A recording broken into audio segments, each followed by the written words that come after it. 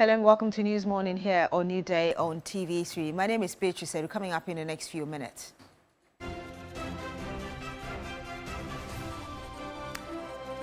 Office of Attorney General files a stay of execution against Court of Appeals judgment on acquittal and discharge of former Maslock CEO Sedina Tamaklo Atuonu.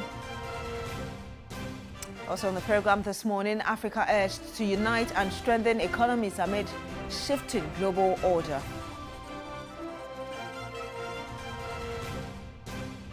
And much later on the program, Parliament passes Ghana Cocoa Board Bill 2026 to guarantee cocoa farmers not less than 70% of the world market price realized by Cocoa Board.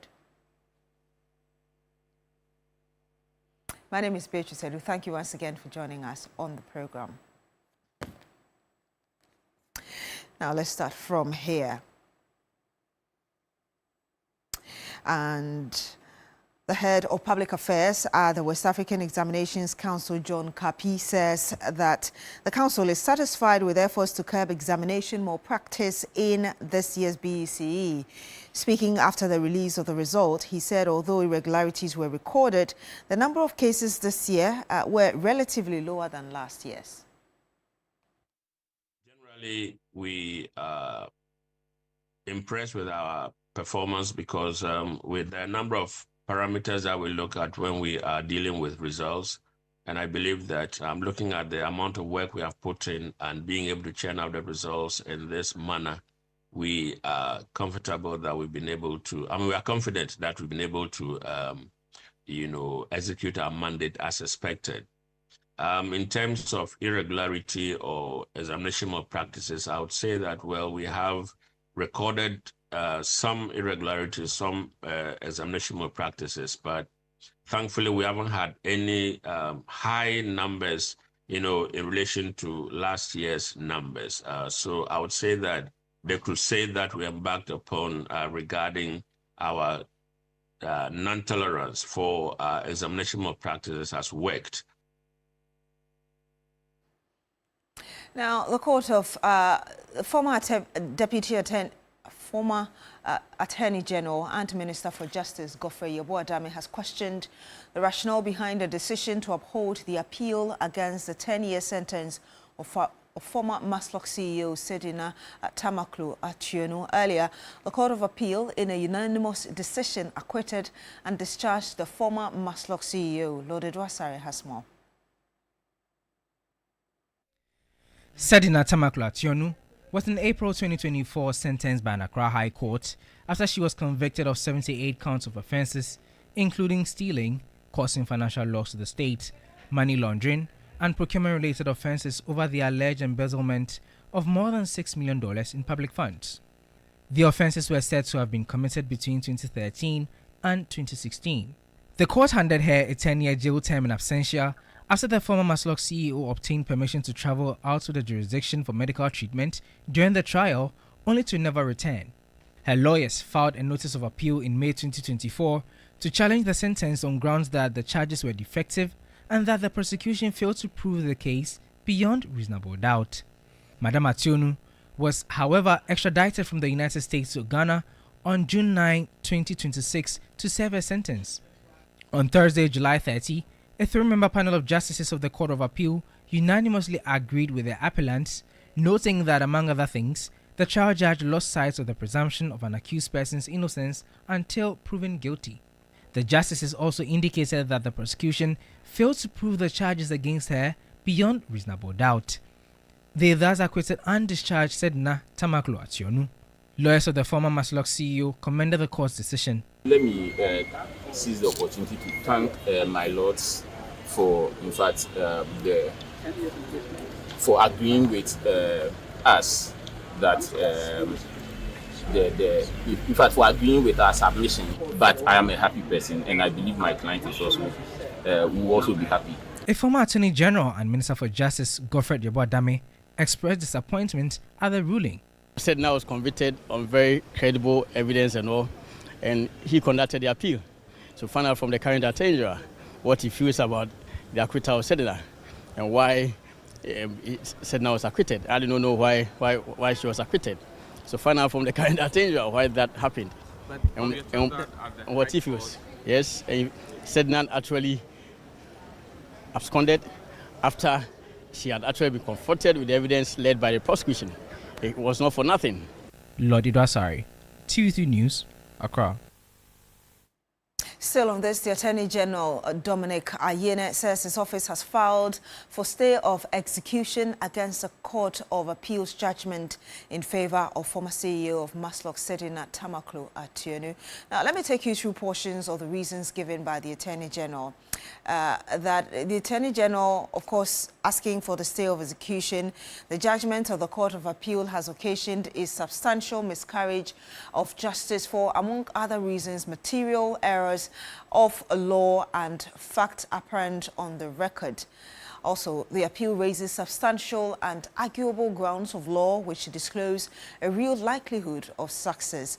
And the applicant praised that the execution of the judgment given by the Court of Appeal on 30th July 2026 in respect of the matter be stayed. That should the matter not be stayed, there is a real likelihood of the respondent leaving the jurisdiction and rendering the effort of the applicant in this matter nugatory. The matters set out above constitute special circumstances warranting the grant of this application.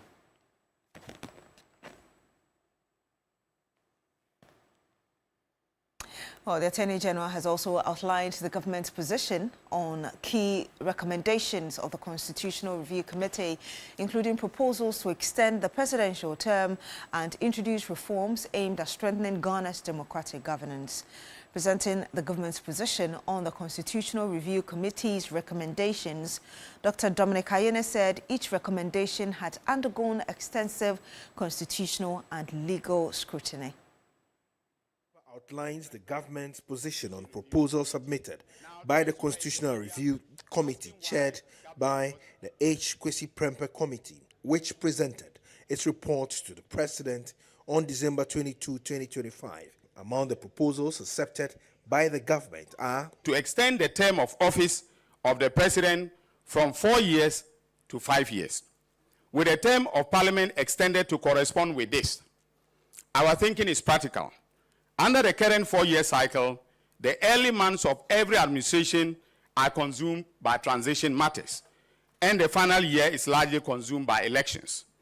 A 5-year term provides a more realistic time frame for the formulation, implementation, and assessment of government policy. On reducing the minimum age to contest the presidency from 40 to 35 years, government settled on 30 years proposed by the committee to broaden participation while maintaining a level of maturity for the office. First, the government supports a fixed tenure for the Chief Justice.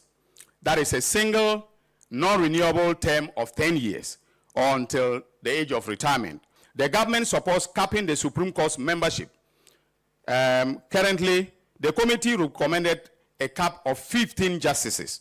The government proposes 19, that is the Chief Justice and 18 justices of the Supreme Court. On holding the presidential elections during the first week of November and a date to be determined by the Electoral Commission to provide a predictable electoral calendar and allow sufficient transition before the presidential inauguration in January. The government also settled on the requirement that the president should pay taxes on his salaries, allowances, and applicable indirect taxes, although retirement, gratuity, and pension will remain exempt. Under the government proposal, the president will nominate 5 persons, 2 of whom shall be women. Out of the 5, 3 shall be shortlisted, 1 of whom shall be a woman, after vetting by a committee drawn from the Ministry of Local Government, the Public Services Commission, and the Local Government Service. Those 3 will then be candidates for election as district chief executive or municipal or metropolitan chief executive. The government has also accepted a recommendation by the Constitutional Review Committee to allow Ghanaians with dual citizenship to hold a public office with the exemption of the offices of the president and the vice president. The current disqualification sits uneasily with our engagement with the diaspora and with the realities of modern citizenship. In line with this proposal, It is also the case that multiple citizenship will no longer disqualify a person from becoming, from holding certain, offices. Now, Africa must strengthen its economies and begin speaking with one voice if it wants to protect its interests in a rapidly changing global order. That was the central message at CDD Ghana's 21st Kontini Akwemu Public Lecture in Accra. United Nations diplomat Hannah Tete warned that the weakening of international institutions and growing competition among powerful countries could leave smaller states more exposed. The rules that have governed international relations for decades are coming under increasing pressure. For smaller economies, the concern is that dependence on powerful countries for loans, technology, infrastructure, and security support could reduce their ability to independently defend their national interests. Speaking at the 21st Kontini Akwemu Public Lecture, President of the Ghana Council on Foreign Relations, Ambassador D.K. Osei said, Africa's divided approach to major international issues continues to weaken its global influence. The rules and regulations which bind international or multilateralism are being thrown out of the window. So the question simply is that what is Africa's response to it? But in responding to this very important question, there are sacrifices that a continent will have to make. And many of the responses require, some of them might even require sovereignty, cessation in areas of like security and in areas of foreign policy. Delivering the main lecture, United Nations Special Representative for Libya, Hannah Tete, warned that the breakdown of the multilateral system would hurt countries with limited power and influence the most. Hannah Tete said, Africa must remain committed to institutions such as the United Nations, African Union, and ECOWAS, while demanding reforms that give developing countries fairer representation. We have to consider the world as it is, as opposed to how we wish it to be. And based on this perspective, we've got to examine the key actions necessary to strengthen the continent's position. There have been strong expressions of unity on symbolic and governance issues. However, positions have been much weaker when regime security in a member state is threatened, where geopolitical alignment or material interests have been involved. We've got to invest in building institutions that are in a state of readiness, not just to promote our economic development, but to respond rapidly to threats and crises. That means not only focusing primarily on economic growth and prosperity, as important as that is, but also on human security, social cohesion in order to build a resilient state. As the global order shifts, Africa's influence will depend on stronger economies, effective institutions, and a united strategy. The challenge is to move beyond calls for unity and take the decisions needed to shape the continent's own future. Now, Parliament has passed the Ghana Cocoa Board Bill 2026 to guarantee cocoa farmers not less than 70% of the world market price realized by Cocoa Board. Deputy Finance Minister Thomas Nyako-Ampem highlighted the objectives of the bill on the floor of Parliament. This bill is seeking to do a number of things. We all know that for 32 years, Cocoa Board relied on the syndicated loan structure to finance cocoa purchases in this country. But following the mismanagement of the economy that led to our debt restructuring, Cocoa Board could not access syndicated loans again. That forced Cocoa Board to resort to the buyer-led funding model. This bill is coming out with a new funding model that will let Cocoa Board source for funding locally to purchase our cocoa beans from our hard-working farmers. This new bill is bringing out a new arrangement where the beans will be available for our local processing companies. And the bill is saying that at least 50% of our cocoa produced here should be produced, in fact, should be processed locally to add value and to create jobs for our people. Apart from the policy announcement that government has made that we want 70%, a minimum of 70% of FOB price of cocoa to go to the local farmers who are sweating to produce the beans. We should go further to legislate this so that it becomes very binding for nobody to get up tomorrow and say, oh, we said 70%, but today we are doing 60%. Mr. Speaker, the bill is seeking to actually protect our cocoa farms and environment. Apart from helping children of cocoa farms, we want the scholarship scheme to have another added advantage of promoting courses that will help our children also contribute to improvement in the cocoa sector. So courses like agronomy, soil science, and others that will benefit the cocoa sector are being prioritized. It doesn't mean if a child of cocoa farmer is pursuing law or engineering, that child will not be supported. That is not the case. What we are doing is to consolidate all the laws so that we will have one cocoa board law that will regulate the entire sector. And that's all for News Morning here on New Day on TV3. My name is Beatrice Edu. Thank you very much for joining us on the program. Do continue with us on New Day.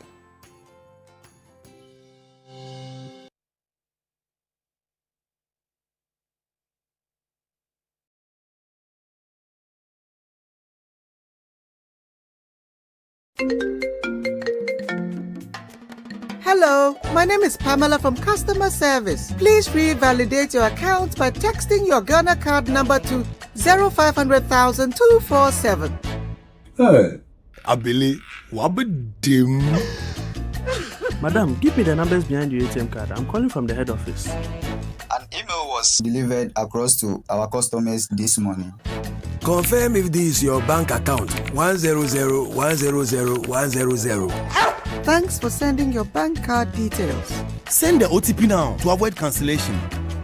EcoBank will never call, email, send an SMS asking for your PIN, OTP, bank card, or Ghana card details. Don't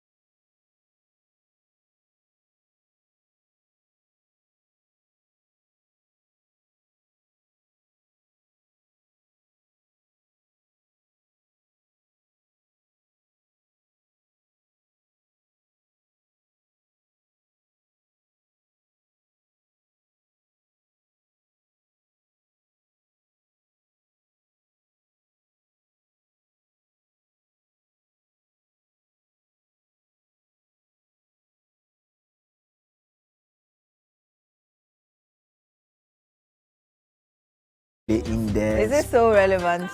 I mean, the songs about corruption are always relevant because corruption is a teething problem that African countries would have to confront and have to deal with, and until it's rooted out completely, corruption songs would always be relevant. Yeah. It's the reason why government is running Operation Recover or Loot. If there's no corruption, there's no loot. But it's a cyclical problem. We seem to, it's the same thing. We just go around every time. Well, yeah. Not really dealing with it as we should.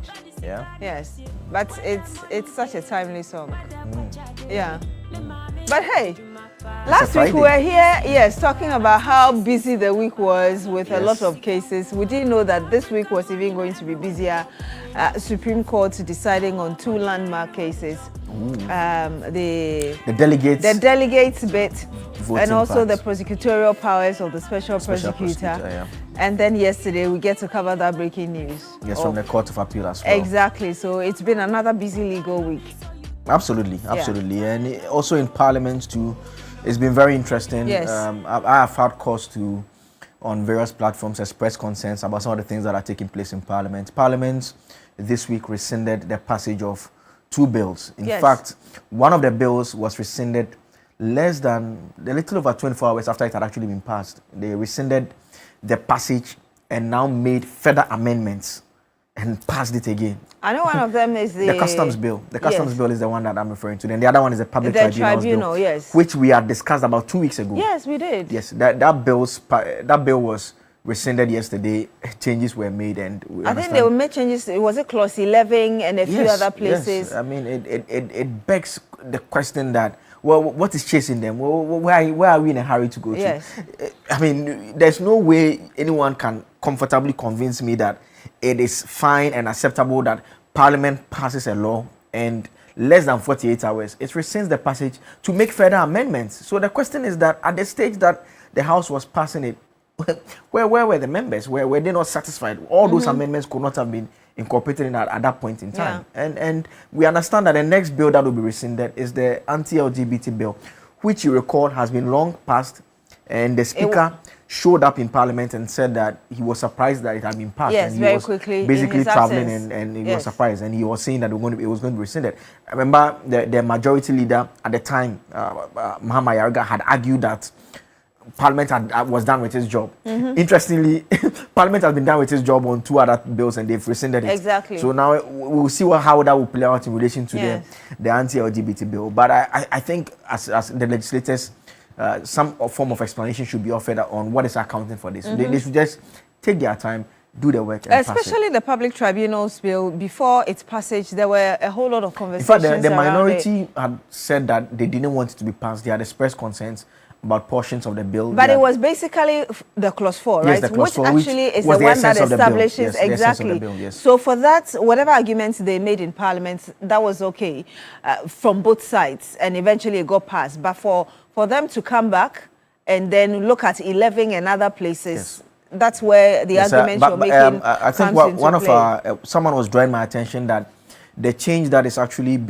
has been made is to put it in line with, apparently there's a portion of the constitutional review government's findings. So what government has accepted, there's a point on public tribunals. So the amendment that was done, we understand, is to make it consistent with what is in the government's but we could have waited, because the government had already told us when the CRC finished its work that it was going to set up a committee that would look at the recommendations and see which ones we would accept and which ones we would not. And we knew that it was coming anyway, so did we have to rush to do that? I agree with you. I think that's one of the things fueling your argument, I believe, as well. Then the cocoa, I think I like the cocoa bill, the 70%. I'm not quite sure what the percentage was for the farmers. But up to 70%, I think, well, we'll have to hear from the farmers. They know what they go through to produce the beans for us. But 70% upfront from what the cocoa board would get. And hopefully, also we heard the Deputy Finance Minister, Nyan Kwampim, saying that we should make it binding so that no other government, like, we change government. No specific government will come and say that we decided we're going to give you 70%, but we've changed our mind. It should be binding, just so there's some sort of consistency as regards what the farmers should be expecting. I think that should be good for the farmers. Well, I have my own views on the cocoa bill. I think I would want to see the law as it was passed fully. But in principle, I've always taken the view that in 2026, I do not think the current structure requiring the government to be the sole buyer through cocoa board is appropriate. I don't think it serves the purpose for which we set it up back then. I mean, back then, it was mainly, I mean, one would make the argument that why not gold, for instance? And then maybe the response would be that the support that the farmers receive from cocoa, that should be the structure. But generally, if it was a competitive market, so like people who are processing cocoa or buying cocoa, growing cocoa, maybe mangoes on our various farms, they decide to find their own buyers and they supply it to them. But that is a more competitive pricing than if you have a state entity like cocoa board buying everything from everyone and then they're going to give you 70% of it. But the other side of the argument is also that this is one of your major exports. Yes, so you want to be able to have control somehow. That's why I'm saying that cocoa is also gold is also a major export. So the argument would be that, okay, how about gold? But we have gold board now. Fantastic. In fact, it's the reason why when the gold board structure came in, those who were against it pointed to what we have been doing with cocoa board. Because now it's the reason why the last couple of months, the BOG had to incur certain losses because of the position that it took in relation to gold board. But now gold board is going to manage it. Because basically, if the government is responsible for everything, it means that whatever profit it makes, if there is profit, the government makes a lot of profit. On the other hand, in the event the prices are not good, the government will still have to step in. Because you would potentially have had an agreement beforehand with the cocoa farmers. In this particular instance, we are legislating to fix a certain percentage, which will mean that no matter what happens on the world market, or depending on how things play out locally at any point in the mid-season or whatever, if a change is not made to that particular structure, you would end up bearing a loss. So it cuts. Well, I think that if you gain, it's positive. I'm looking at it from this perspective where if you gain, you get to benefit 70%. Yes. That's a lot more. Yes. If the global price fluctuates, then it means that you're going to get less. Just like so, I mean, if we're on any competitive, bidding, whatever you call it, you would have experienced anyway.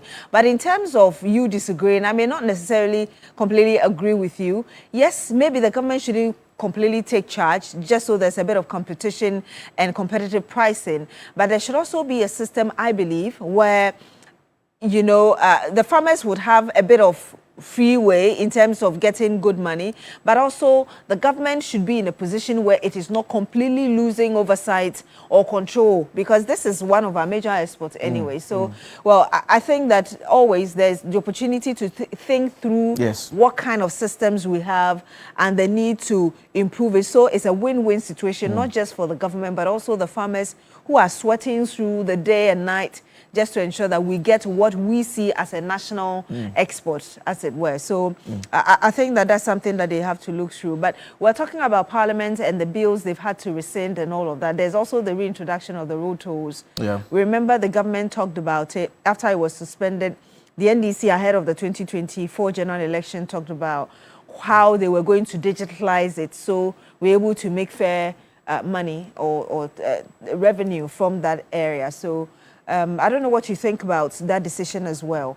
I mean, I think everyone at the time agreed that the government's policy was a bit rushed because even at that time, there was no doubt that having someone sitting a little cubicle in the middle of the road taking money made no sense in the modern era we found ourselves in. I used to live at Kaswa way back. I hated the Kaswa toll booth traffic because of that. I queue in just to pay 1 cedi. It was so annoying. I just hated it completely. So it had to go. How much fuel and time you burn just to pay that 1 cedi? But we had to be innovative with regards to how we are going to take the money. And that is what the government subsequently, in fact, after they had scrapped it, about a couple of months later, the Roads Ministry actually announced that they were going to find a way of being innovative about it. But that did not materialize under the previous administration, with the new administration coming out. What I am looking forward to is we understand some concession agreement has been reached.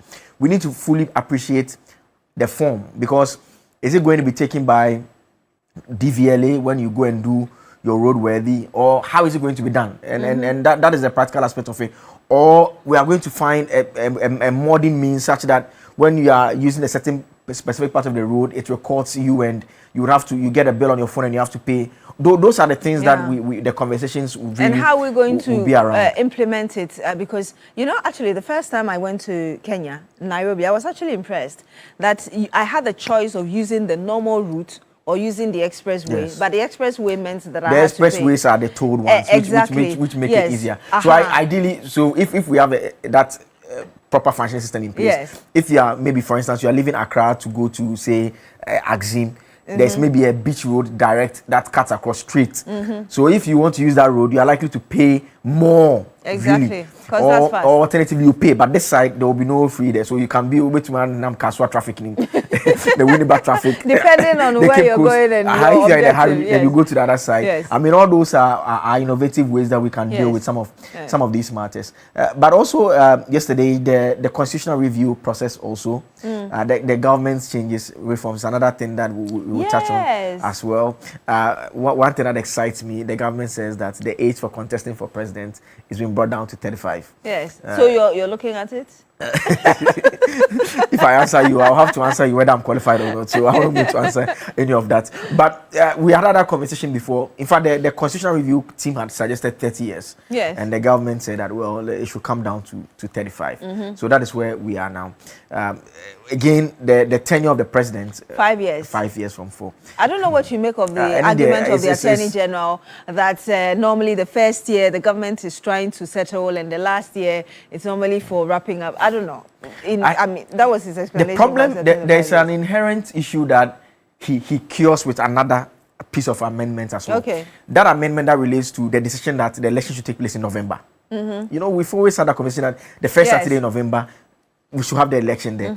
And once we have that election there, we have a whole 2 months. Exactly. So from maybe 7th November, 7th December, 7th January, 2 months to hand over. Yes. By which time the government should be ready to take off. Yes. So we are going to do that amendment. Yeah. So now the question is that, do we still need the further amendment to give 1 more year, thinking that the first year is for settling? The understanding I got was, okay, so that's when you're going to be making your appointments. Yeah, but he has 2 months to think through all of that. He has 2 months to think through all of that. And if some of the other amendments also go through, it means that he's not going to be appointing DCs. Also, the DCs, I disagree with that thing that they are bringing, that the president should nominate 5 people for the people to vote on. You see that we are voting or not voting. We don't want any here and there kind of amendments. But the problem is that imagine that you get some president. What is here and there amendment? No, here and there amendment. Like you want us to vote for the DC. I get it. Like you are not direct. But you are saying that the president is going to nominate 5 people. Yes. Then we vote out of the 5 to decide which one of them. No. You see that we are voting. We are fully voting or you are appointing. Yes, I mean we should just be straightforward that way.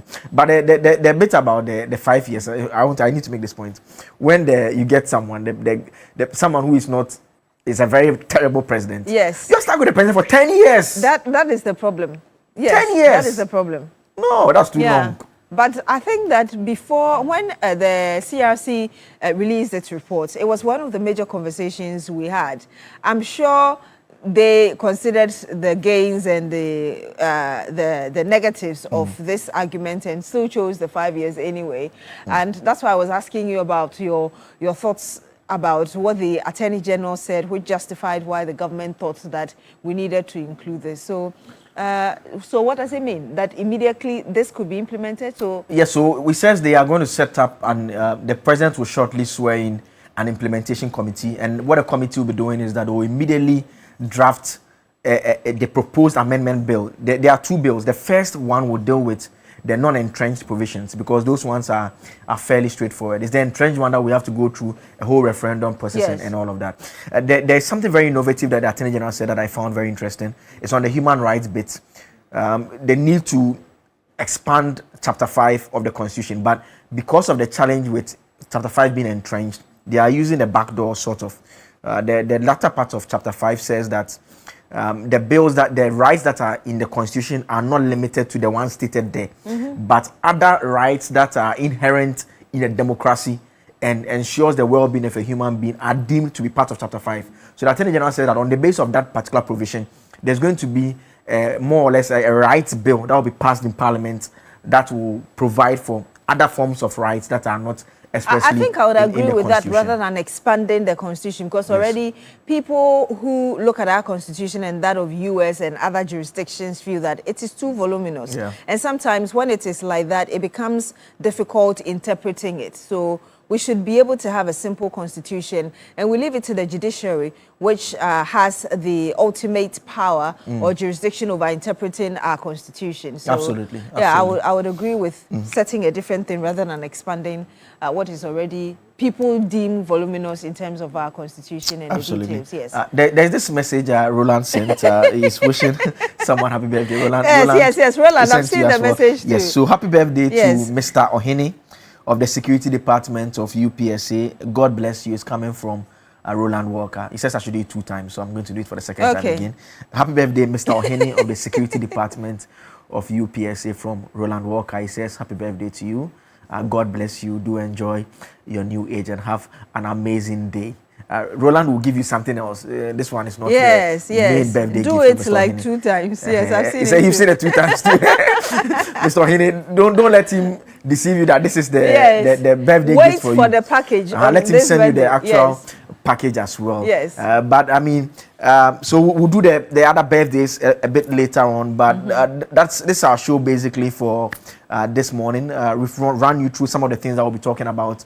But on the big issue, we'll focus on the Sedina Tamaklo decision and the Constitutional Review Committee's report as well. We'll have 2 lawyers joining us from the MPP and the NDC. Ebo Backman would also be joining us, and Mr. Janto, another lawyer from the CPP stock, would also be joining us as we have a conversation on all of this. I wonder what he also thinks of the delegate system, because Dr. Nyahonya Otamaklo and the rest included CPP in their suit. Yes. And the question is about whether the smaller parties have the capacity to organize and national elections on that level. So at some point, we have to have a conversation about campaign financing as well. So all these are different matters that when we cross over to the other side, you can send in your messages. The WhatsApp line will be coming up on your screen quite shortly. It's been active for a couple of weeks now, where we've been using it to allow you to send in your messages to us and share your views on all of these matters that have come up quite strongly, Beatrice. Yes, so welcome to This Morning segment, and one of our main focuses will be the reintroduction of the road tolls.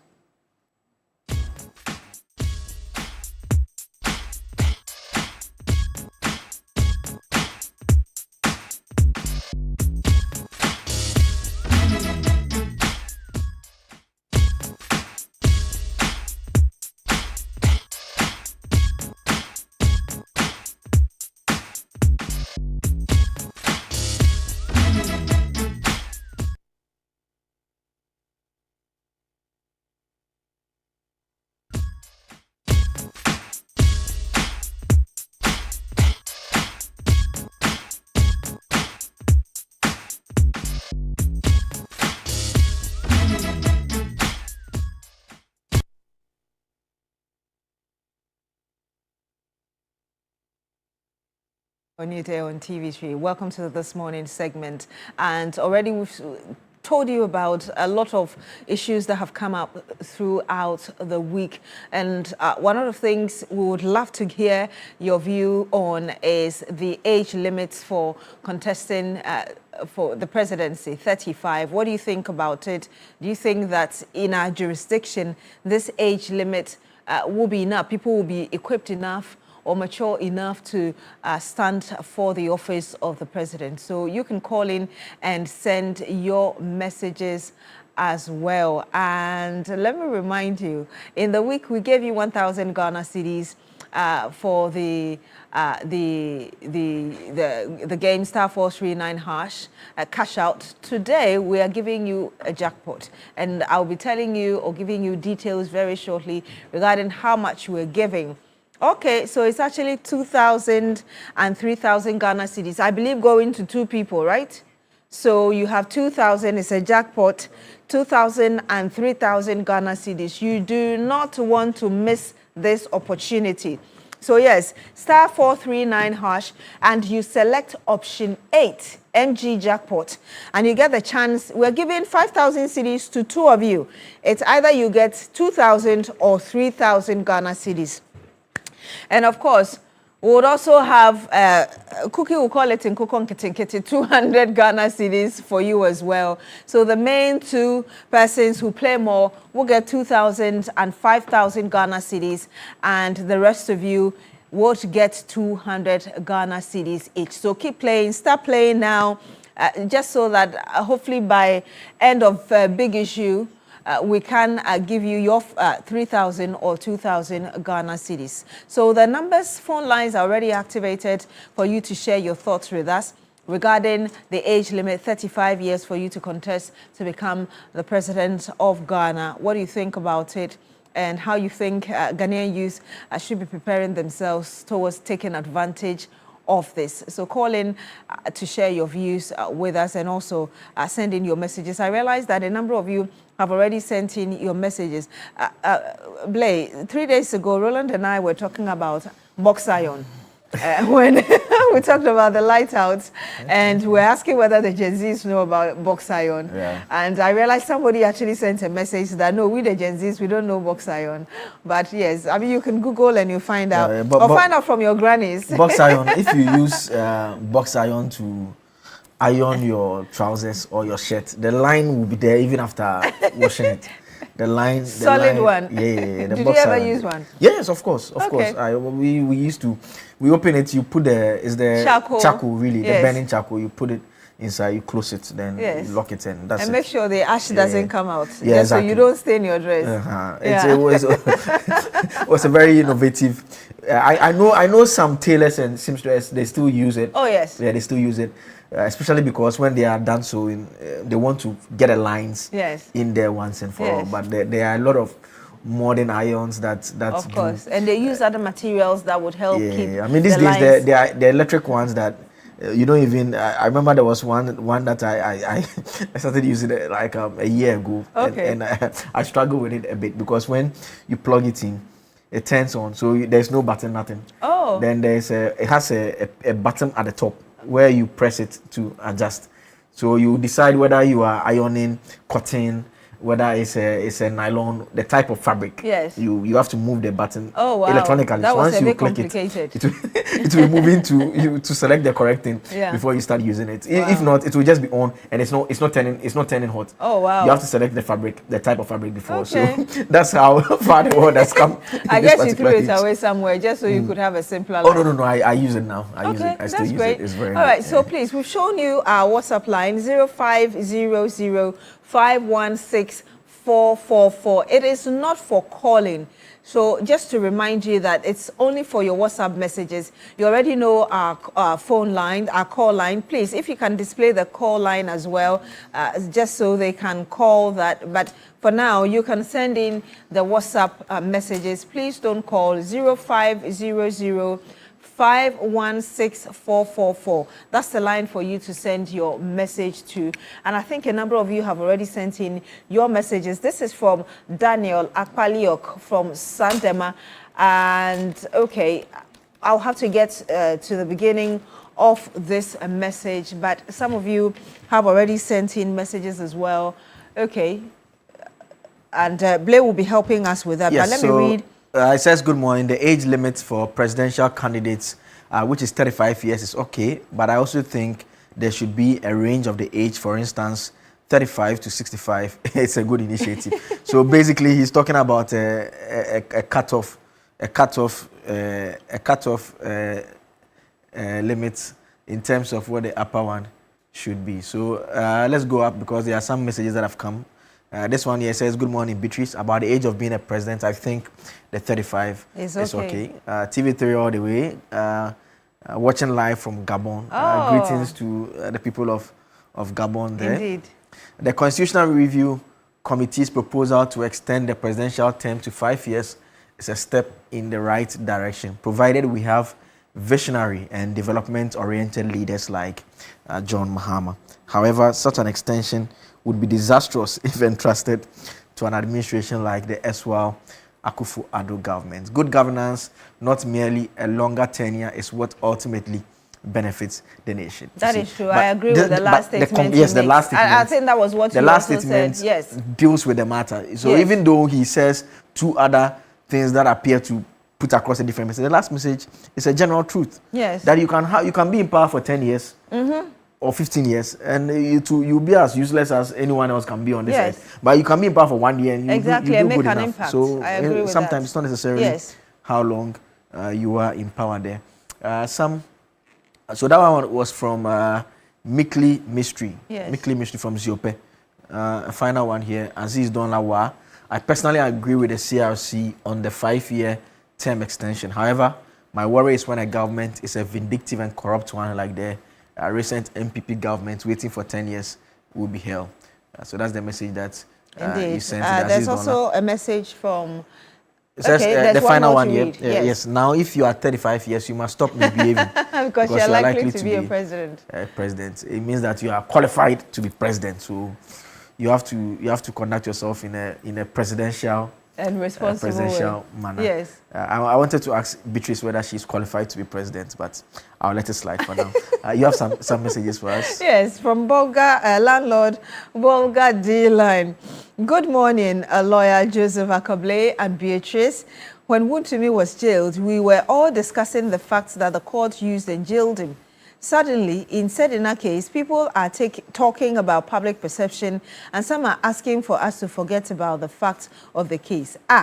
So that's coming from Bolga, landlord D-Line. He says, and this is also coming from Kalioman.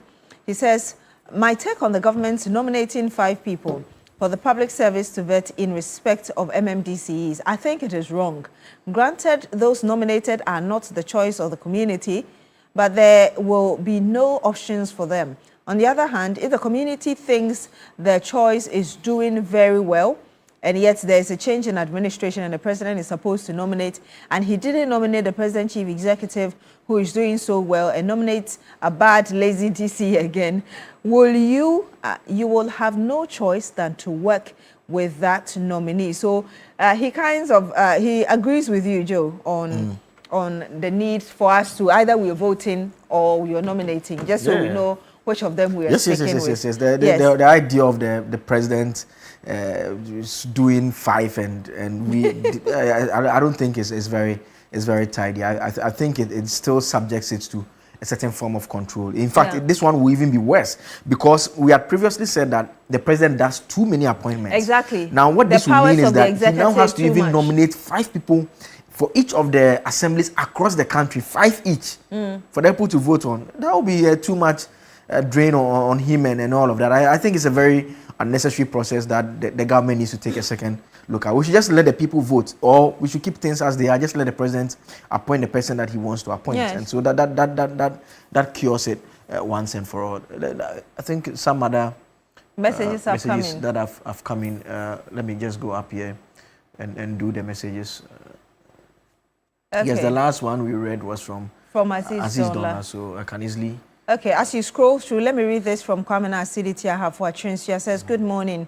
The decision by the Supreme Court to scrap the delegate voting system is a good verdict. And if this decision was made before MPP primaries, Baumia won't win. Special greetings to Chairman Sadiq, incoming Ahafua regional organizer, and Honorable Awudu Razak. And I think that's a point that somebody made earlier. There's also Master Planner Junior Kintampo, North Communication Officer. He says the CRC has done a great job. Kudos to the committee. 35 years to contest as presidential candidate is a good step for our democracy, but there should be some conditions attached to that. I think they are also against the tribunal. I'm wondering what kind of conditions Master Planner Junior is asking for to be attached to the age 35 years for you to become a presidential candidate. And perhaps I can read this before you continue with that. This is coming from Prince Henry Koforidia. Says, so far this government has shown to us why this is better. They are the better managers of the economy. Indeed, the reset is ongoing, and all we need to do is to support this government to continue serving us in humility and respect for all. God bless our homeland, Ghana. And he says, on the age limit, I strongly agree with the decision to cap the age to 35. God bless our homeland, Ghana. Well, a bit of the messages that have come through now. Let's still go back up because more messages are coming in, and I want to do all of them for you, just to put it all in context. Yes. So we can start from this one here. Yes. Imagine Anado as president for 10 years. That is Kwesi sent that one. Please, the 35 years cutoff for president is not good. At least 45 years is okay. Okay, we have heard you. Good morning, New Day crew, live streaming in Lagos, Nigeria. Keep it up, guys. Joe Eskin, thank you very much. He's a consistent for sending viewer. Your message. Oh, greetings to all of you in Lagos. Yeah, all of you in Lagos there. Yes. Hi, Daybreak pretty host. They're talking about you. Kunamsi from Tamale. The age limit of the presidential candidate is a good initiative. The age limit for president at 35 years is a good one. Isaac Cho, Techiman, Bunu East. Good morning to Blair and Beatrice. I strongly agree with 35 years age limit considering the life expectancy. Emmanuel in Koforidua, you sent that one. And good morning, Mr. Blair. My name is Hudu from Tamale, Northern region. Please, they should make it 40 years going. Why? Is this man 40 years? The 40 years going means if you 40 years going, because at that time you are mature enough to think out of the box. Yesterday was Ghana's day of shame concerning the turnout of Sedina's case. NDC is beginning to toy with the judiciary too. That's the question you're asking. Ghana did not vote for such a reset, and this is really a bad record for the NDC. Stop taking Ghanaians for granted. Yes, I fully support it. If a 35-year-old can lead global corporations and manage complex organizations, they are fully capable of leading a nation. Lowering the age brings fresh perspectives, innovation, and genuine representation for the youth. Charles McCarthy from who you sent that PHK should be Prince Henry Koforidua, I guess. On the age, I strongly agree with the decision to cap the age to 35. God bless our homeland, Ghana. So it does appear that a lot of you are very excited about this age matter there. I think the last time I had a bit of a debate with Mr. Janta when we were discussing this as well, and I can't wait to hear from him on what he thinks. I was literally going to say the same thing, that your panel should be asking whether you'll be thinking of it. Maybe you will answer there. Bonti Benjamin says, Beatrice, looking at the pace of work, yes, while Akufo-Addo government embarked on and has been abandoned by the current government, the 10 years mandate will help save our resources going down the drain. This is coming from Alhaji from Savelugu. He says, good morning, Beatrice and Joseph Akable. I have a problem, and this our lights off need to stop. It's too much. So tell the energy minister he should look at the problem. It can be sabotage for the government. Okay, that's Alaji from Savelugu. I think that he's having issues with power supply wherever he is in Savelugu. So perhaps the ECG can look into it, whether really that's a consistent problem like he's painting for us. Abbas Amogobo Offenso says the age limit to become a president is not all that important. We must rather enact a law that will prevent appointees from stealing and mismanaging our limited resources. And of course, he accuses some individuals of being involved in this. Thank you so much for your messages. Did we still have some more? Yes, before we get into the messages, let's get some quick reaction to some of the issues that have come up on this particular matter. Dr. Samuel Efriye is a regular contributor to our discussion here, a political analyst. You will have him joining us. Is Doc ready? Good morning, Doc. Yeah, good morning, Bill. Yes, Doc, thank you so much for joining us. And so the government has published its position on the Constitutional Review Committee's work. The timelines that have been announced, there are two bills that we are supposed to expect. The first bill covers the non-entrenched provisions that needs only 2/3 vote in Parliament, so it's targeted for passage by February 2027. And the second bill covers the non-entrenched provisions that requires a national referendum. The entrenched ones actually that require a national referendum, and government wants to hold that vote alongside the 2027 District Assembly elections to save cost. And so that will be around the mid to the late 2027. Fair to say that for once we have a clear guideline or clear direction in terms of how we are handling this whole long talk about constitutional review. Yeah, thank you very much. Blay, you can deduce from our past about how these constitutional reviews has been established, and at the end of the day, we don't see any kind of implementation being done. if my mind will send me right, then we can realize that we have almost about 3 or 4 constitutional reviews. But this time, I think the government has been bold to make it workable by even giving timelines and also making it to. And I've been always saying that President Mahama is one of the good leaders and maybe an experienced leader that any country can get, because he has gone to opposition, coming back and here and there. So it's a very good initiative, and I commend the government by taking action on some of these constitutional reviews. When we talk about the age, it's not only this country that we are talking about age. Even though we have made a bold step, I think the president, the committee was thinking about 30, and the president also is saying that 35. I think 35 is good, because when you look at Indonesia is also having a baseline of 40 years. And we'll talk about Djibouti. Even some countries are even capping the age limit, so that we will avoid some of these limits. Because when Djibouti is saying that if you are more than 75, whether you are on the whatever you are on the seat or whatever, you'll be out. So some countries are even giving the cap, that is the maximum, and also the minimum. And that is what we believe that it will help all of us. But I think the 35 is good, as we're saying, but we have to come up with some criteria, so that you don't have anybody to lead the country because of age per se. To know that you have an impact in the society, what your contribution, these are the things that I believe that we need to add up to the age. The age should not only be a major criteria. There has to be other stringent criteria to make it more workable, so that we all benefit from what these changes could help us. Another area of recommendation has been the issue of Parliament. Parliament is now to be capped at 300 seats. 276, that is the current number, will be elected directly. Then the remaining 24 by a proportional representation for women, persons with disabilities, and the youth as well. In the right direction, or a tad too complicated? Blair, with our constitution, sometimes we ask ourselves, this country, we're looking at our population, do we need these large numbers in our parliament? We need to have a cap, as we are all now thinking about even the Supreme Court, thinking that we need to have about 19. So we need to have some limit. If not, we will be creating all kinds of seats or MPs that will make even our resources will be stretched. So going to 300, from my perspective, looking at our numbers and looking at other countries that are moving forward seriously, these numbers are too huge or big for us as a country. So we need to look at that system as well.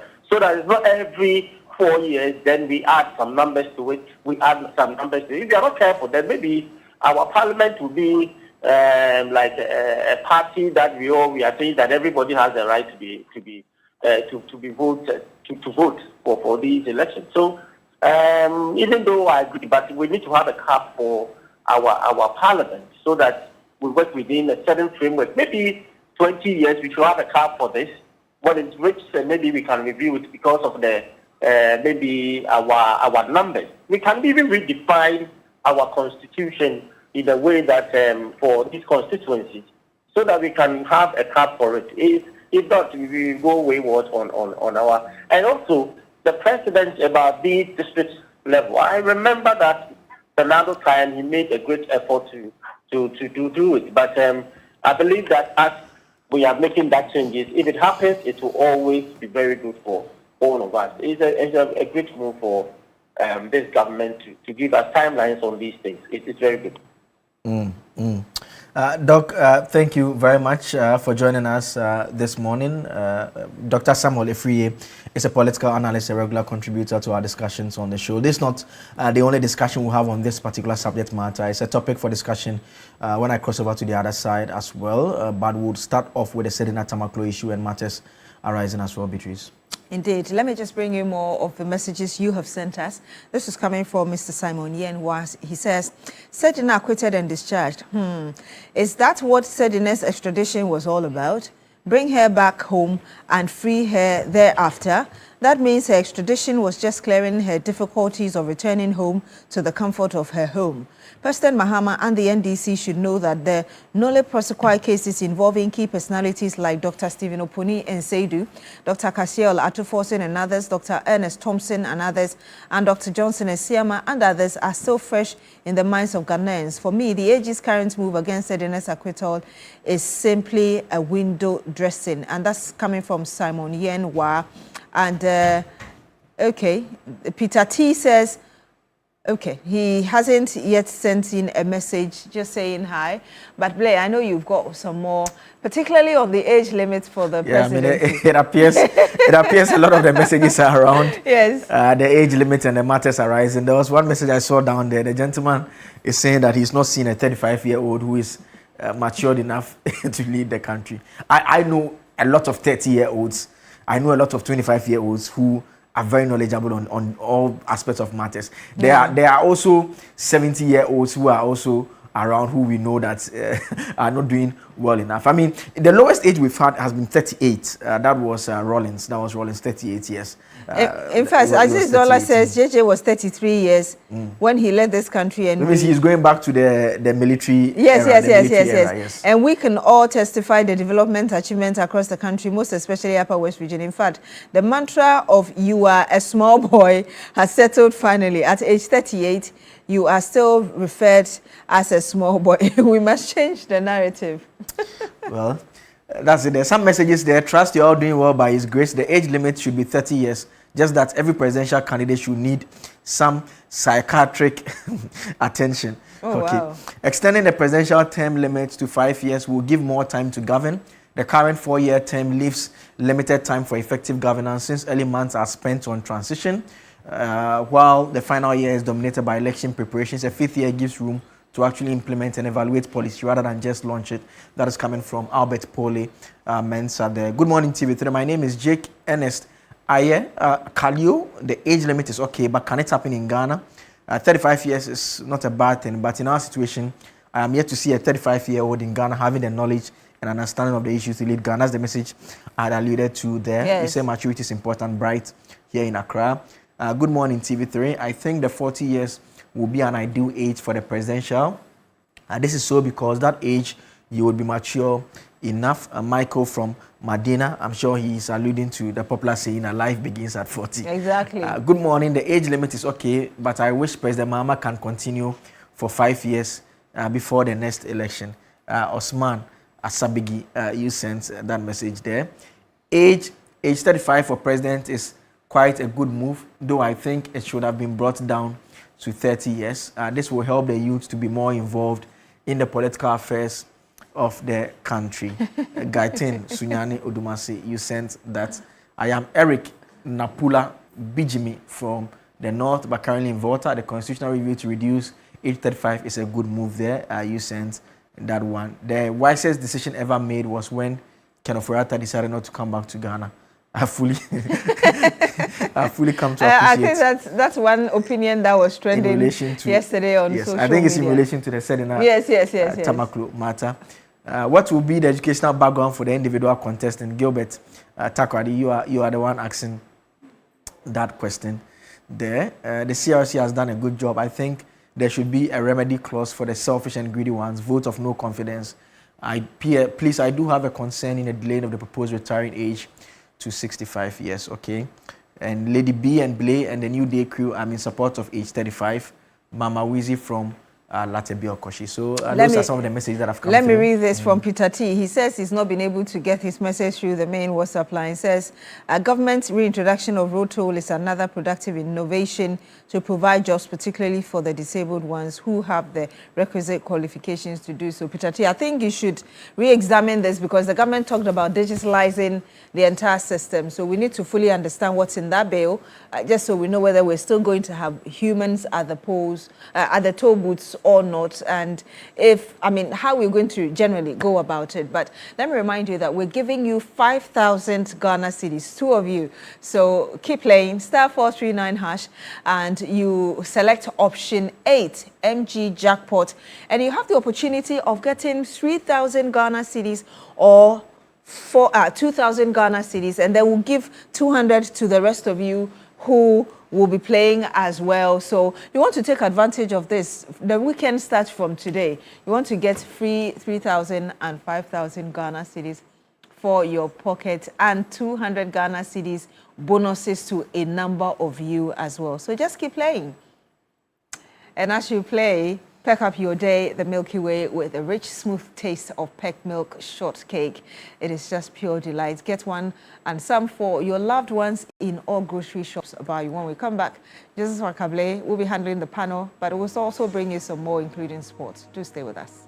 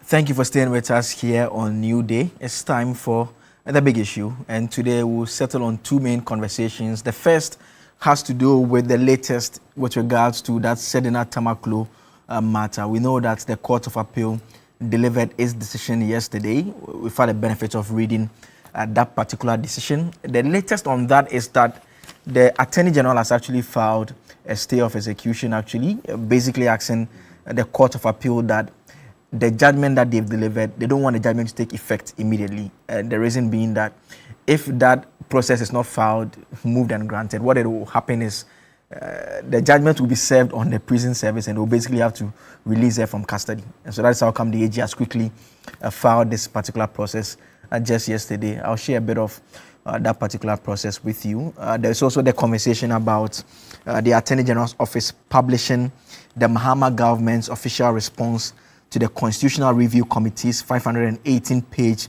report. So about 147 plus recommendations were made by the committee chaired by Professor H. Kwesi Prempeh. The government accepts the spirit of most human rights and accountability proposals, but the great majority of them, government believes, should be done through regular legislation rather than a constitutional amendment to avoid a referendum. Then there are two constitutional bills that will follow.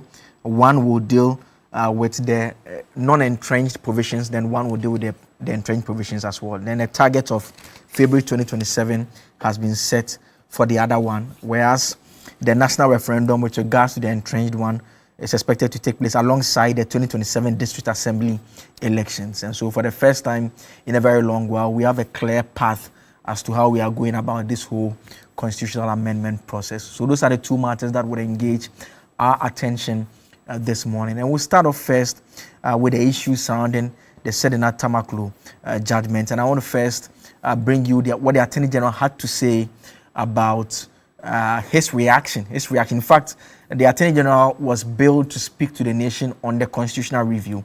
Then in the morning, the Sedina Tamaklo decision came out. There was a statement that was issued by the Office of the Attorney General indicating that they disagree with the decision and intend to file an appeal. Subsequently, the AG addressed the country around the afternoon time, around 1 p.m., where he first commented on the Sedina Tamaklo judgment. Let's listen to the Attorney General, Dr. Dominic Ayine. This morning, the Court of Appeal issued a decision unanimously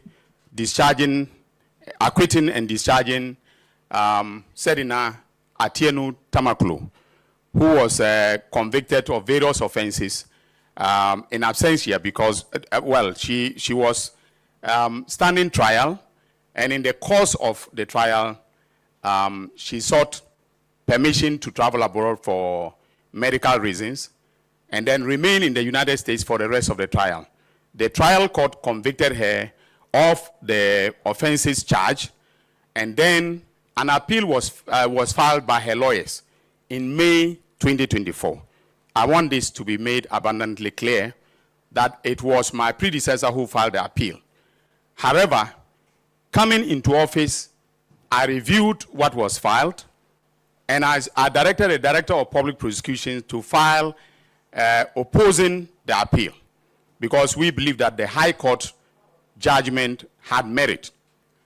Now, with this judgment, I've also directed the Director of Public Prosecutions to file a notice of appeal and apply for stay of execution, meaning that if the stay is granted, the status quo will prevail until such a time that the Supreme Court has had time to review the appeal and then made a determination. So that is all that I can say for now. I have a soft copy of the judgment.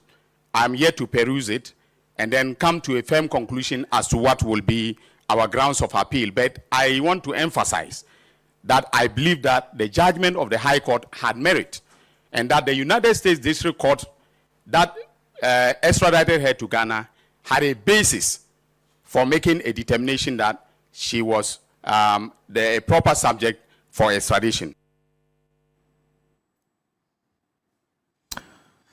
That's the Attorney General, Dr. Dominic Ayine, speaking on the Sedina Tamaklo judgment now. I want to walk you through the Court of Appeal decision just to put it all in context on why the Court of Appeal arrived at a conclusion it arrived at. That'll be coming up on your screen shortly, just so we all appreciate it. So the court held that the High Court wrongly shifted the burden onto the appellant, and the appellant here refers to Sedina Tamaklo, to prove that she acted with authority or complied with due process merely because the charges alleged she acted without authorization or without due process. So that is the first point there. The prosecution, not the accused, bore the burden of proving every element of the offenses beyond reasonable doubt. The court reaffirmed the golden thread of criminal law that the burden of proof never shifts unless a statute expressly says so. A prosecutor cannot shift that burden simply by drafting charges in negative terms. For several counts, the prosecution alleged that the appellant acted without authority or contrary to prescribed procedures, but failed to identify the applicable legal or administrative procedures or demonstrate precisely how they had been breached. So that is also another point that the Court of Appeal made there. And that evidential deficiency, the Court of Appeal stated, was fatal to the conviction. Is also another point that the Court of Appeal equally noted in that decision as well. Then some more from the Court of Appeal on this particular matter to share with you here. And the Court of Appeal said that after reviewing the evidence relating to the alleged thefts, the court concluded that the prosecution had failed to prove beyond reasonable doubt the indispensable element of dishonest appropriation. Consequently, all convictions for stealing and conspiracy to steal were set aside.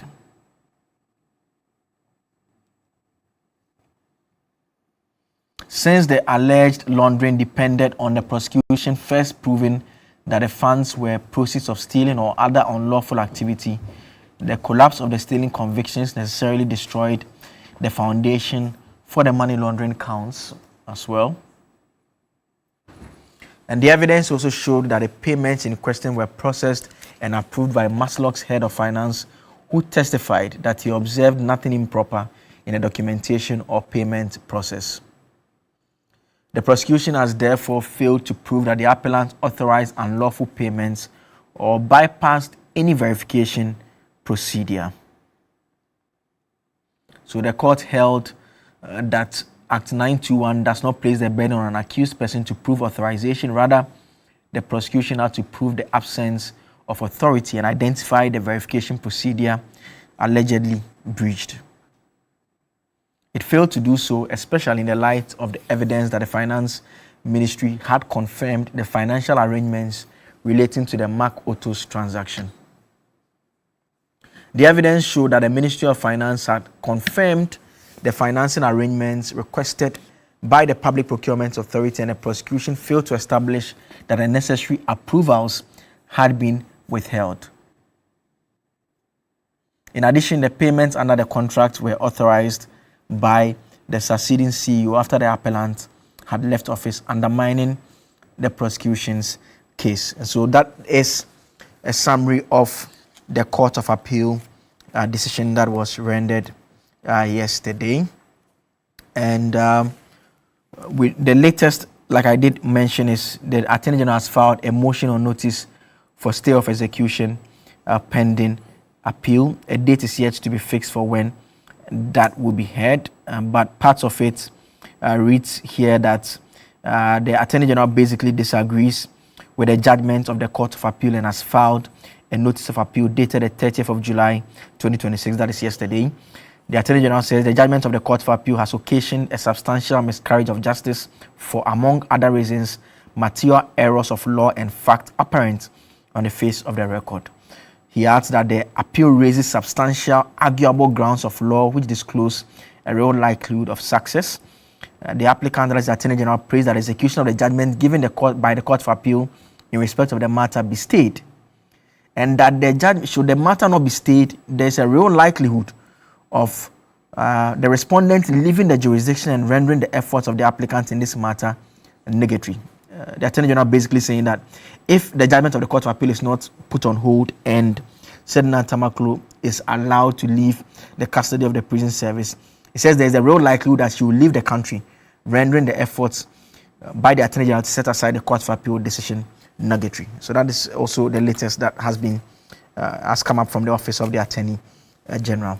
Let me introduce you to my guest in the studio this morning. Abraham Amaleba is a lawyer, also with the National Democratic Congress and Director General of the National Road Safety Authority, a regular on a Friday belt as always. I think it's not been around like a week or two.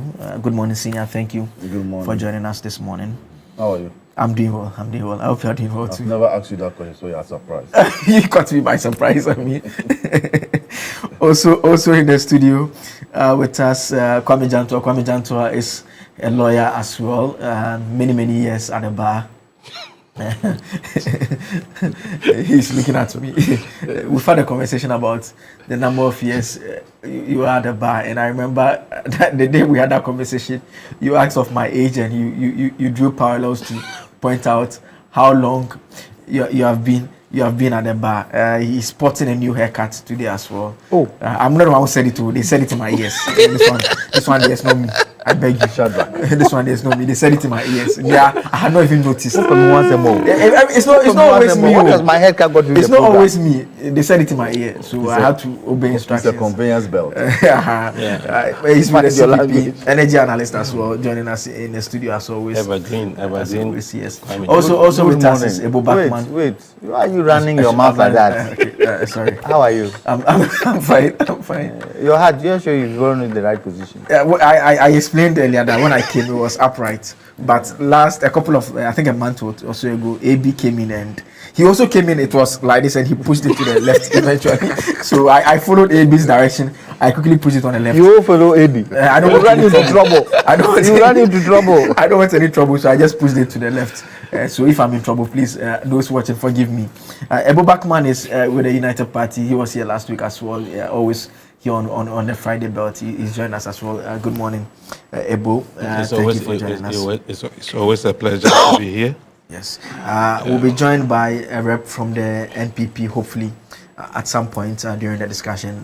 They are not in yet, so that's how come there's no NPP person to introduce to you at this point. The African Union doesn't see what is happening in South Africa as an emergency matter, and they can call for an emergency meeting.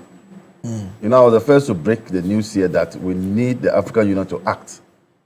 They found their balls. They said they were going to act in June. There was going to be a meeting in Egypt. Now the Egypt meeting is cancelled.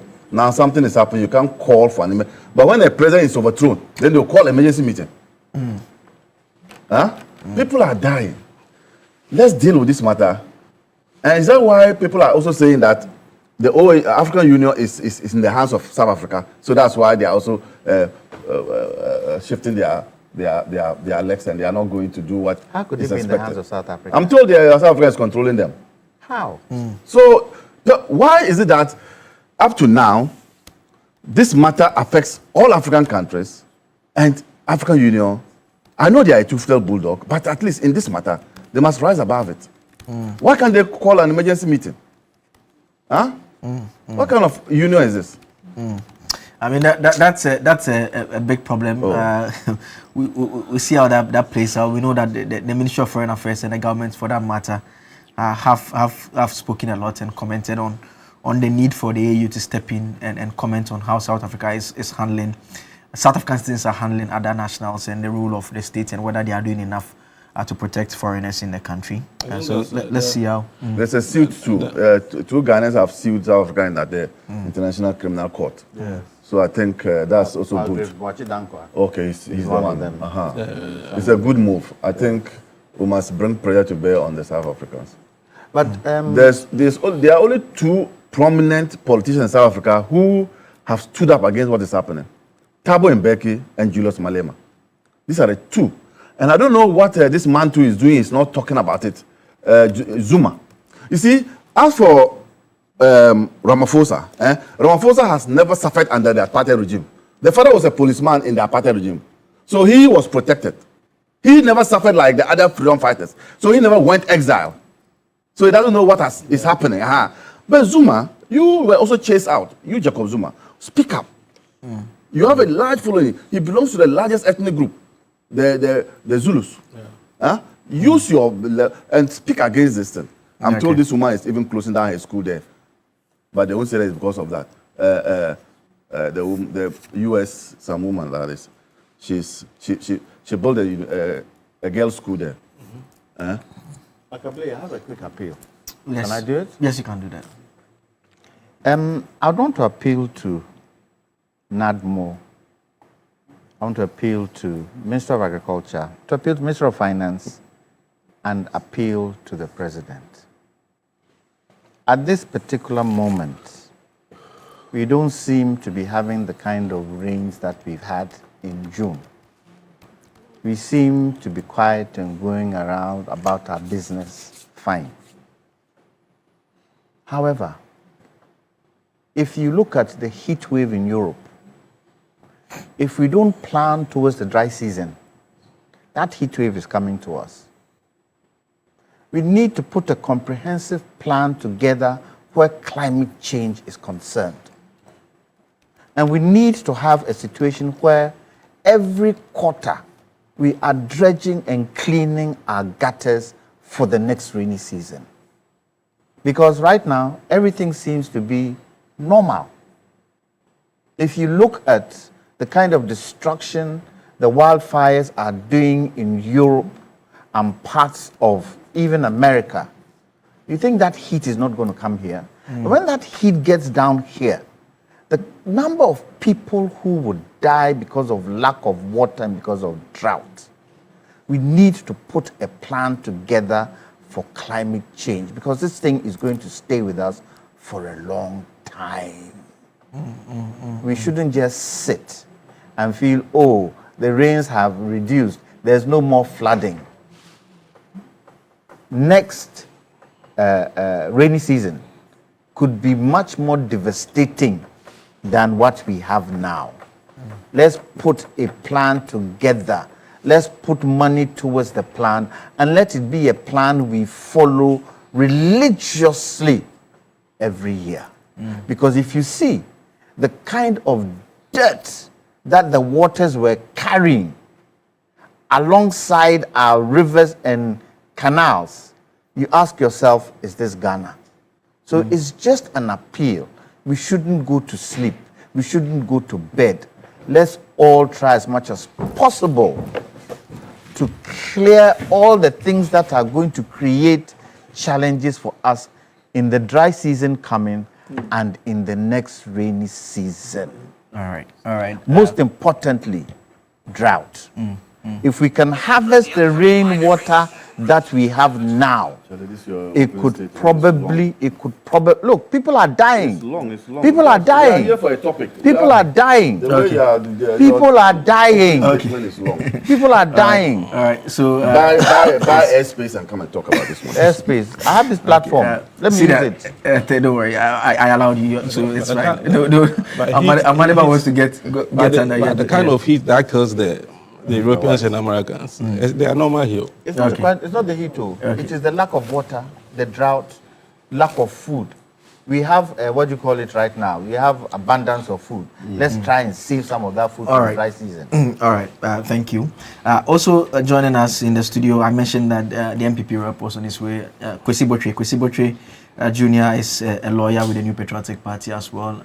Good morning. Thank you for joining us. Let's get right into the conversation, and let me start off with Ebu. No, start with the lawyers. You want the lawyers to start first? Let the lawyers start. You want the lawyers to start This first? is law.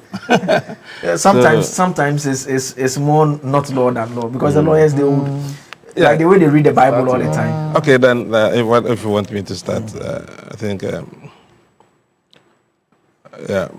my points, okay. So where should we start? That should be the question. You didn't ask a question. I know, right?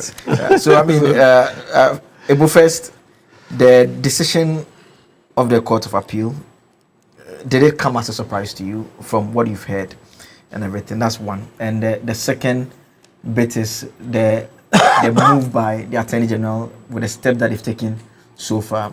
And this is and the reason why I say is more non-legal than we may think is because there are political undertones to it. Yeah. There are those who had the concern that she had been away from the country for so long. All of a sudden, she had been picked up and she was brought into the country. And the whole allegation about whether she was in custody, eventually we learned that she had been at a hospital for about a week before she was taken over to the prison. Then now this latest thing is happening. The Attorney General reaction and all of that. What are your thoughts on all that has played out so far? Yeah. Good morning to our viewers and your good self and my colleagues here.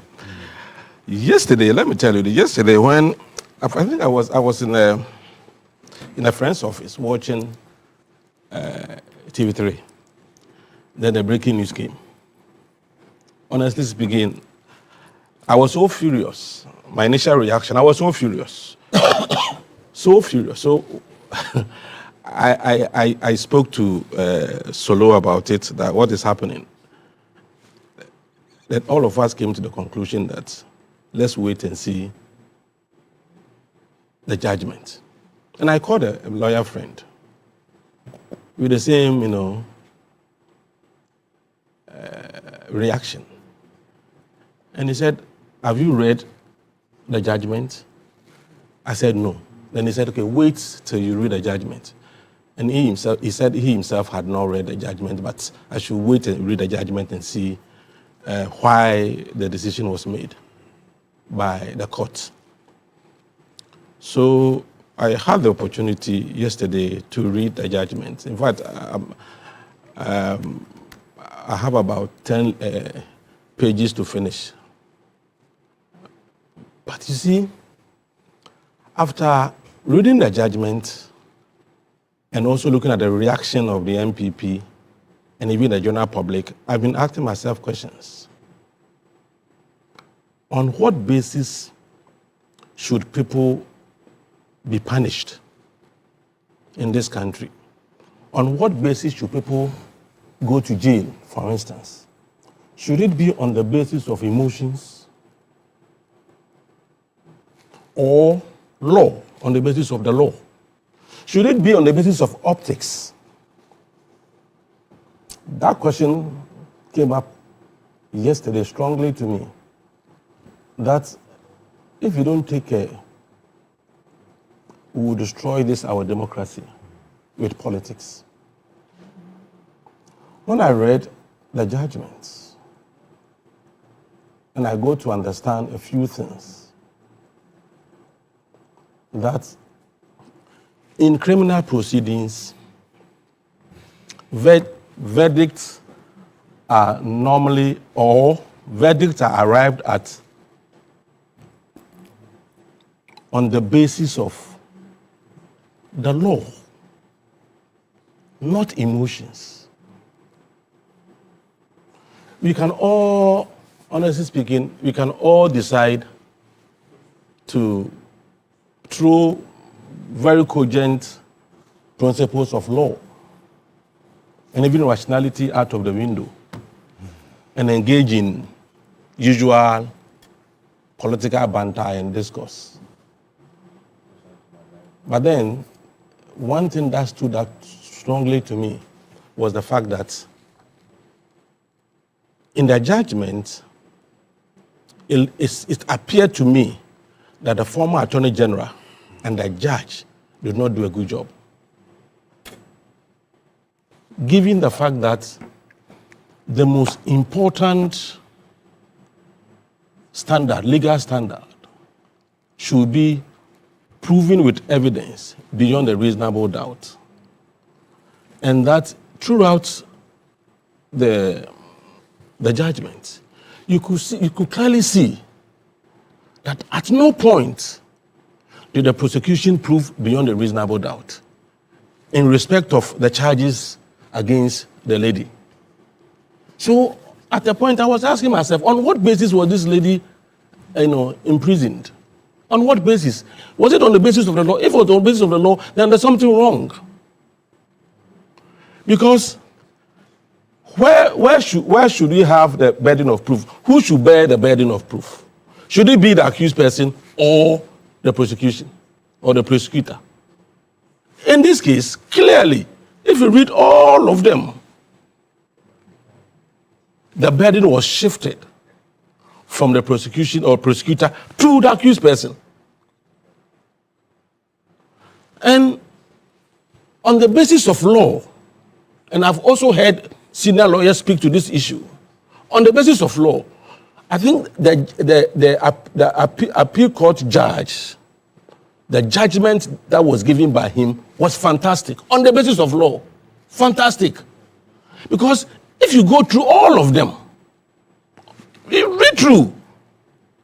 And I wish you can even put paragraph 95 of his judgment on the screen for people to see. I wish that can be done, paragraph 95.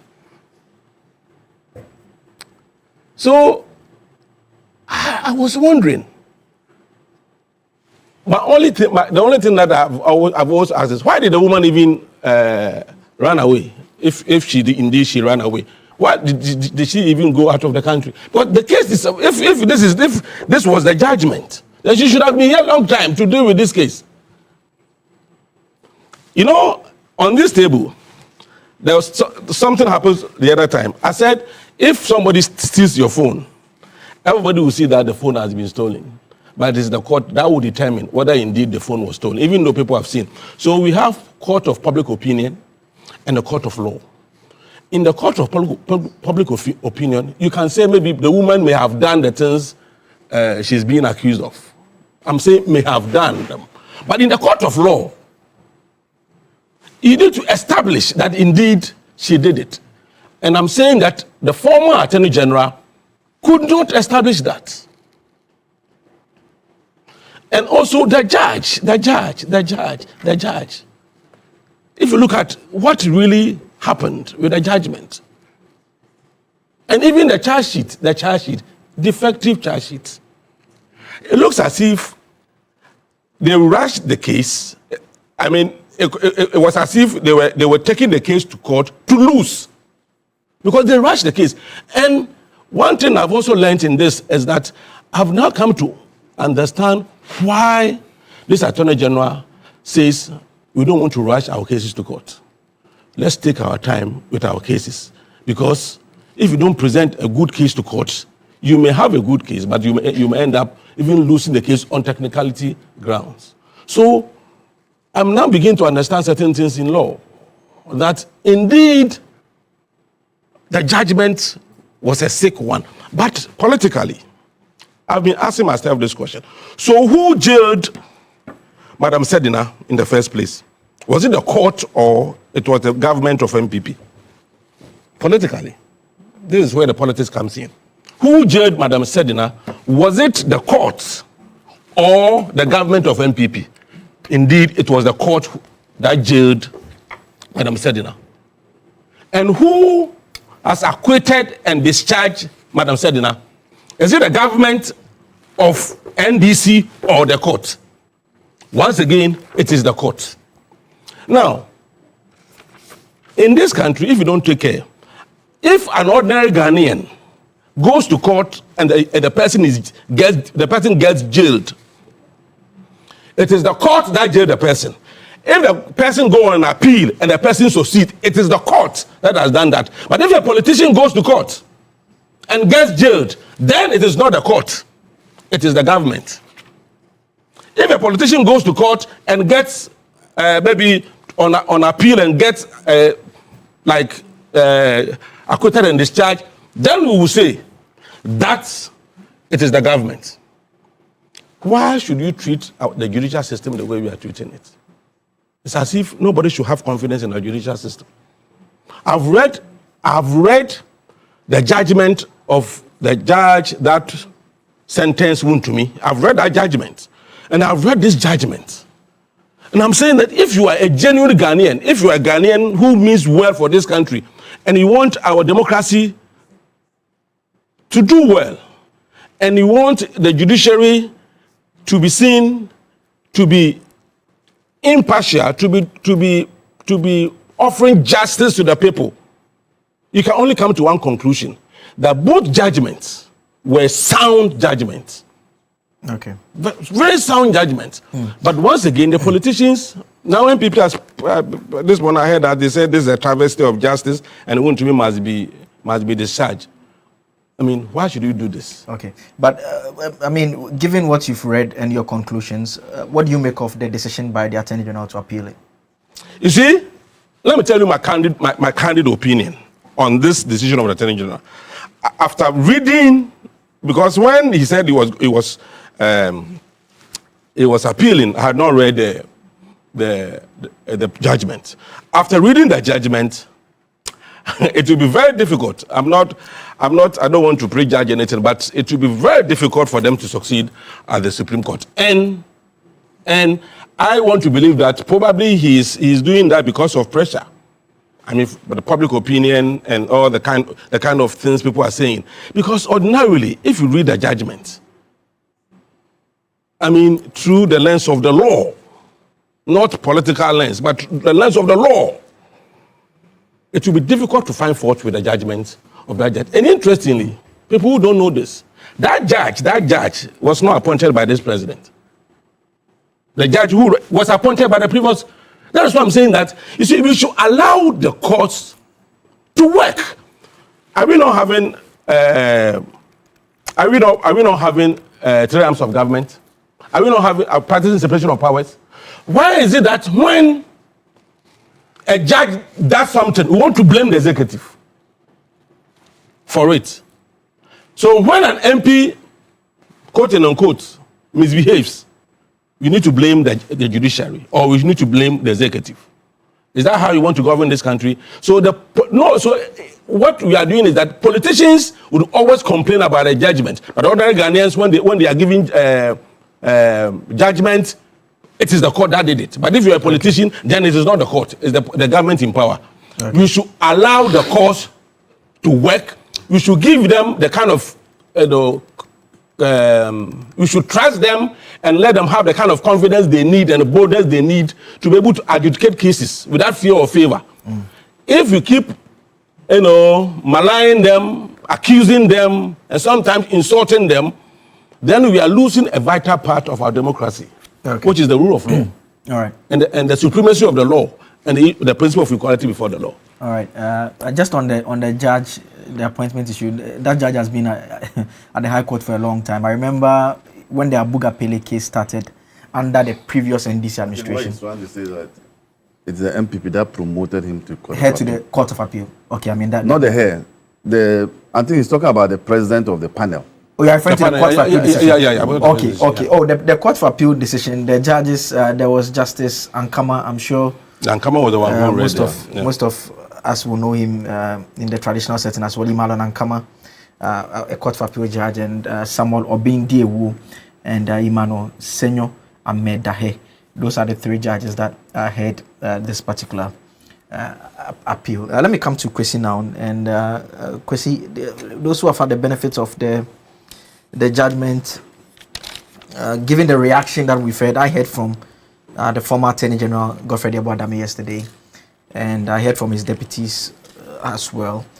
Those who have had the benefit of the judgment say that there are questions to be asked about the quality of the prosecution that took place. I mean, you agree with that view after the benefit of the judgment that you've had?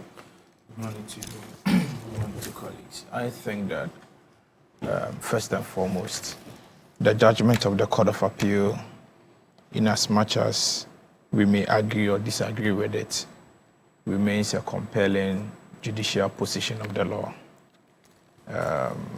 However, like you've asked, I think that the prosecution did a very good job because I don't think that any prosecutor would wake up and decide to take a very porous case to court to secure the conviction of any person.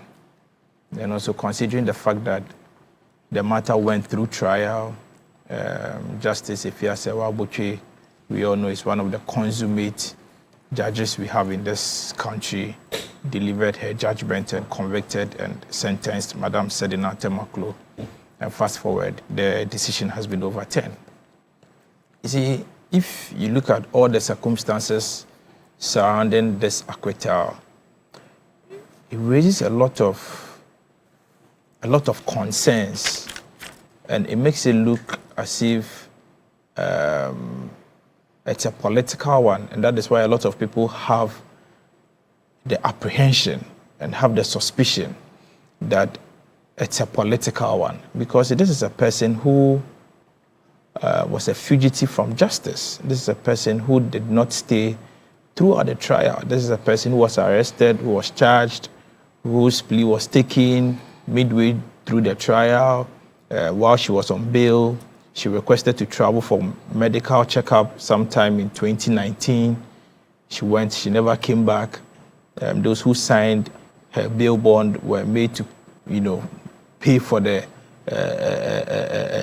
bail bonds and all that. So if you look at all the things that has happened, I mean, you point to the conclusion that clearly Madam Sedina Temakulo's appeal is quite questionable, especially if you read the judgment and you read the written submissions of her lawyers. Her lawyers make the case that, in fact, the prosecution actually, that is the current Attorney General, actually filed incomplete documents and incomplete records of appeal to the Court of Appeal.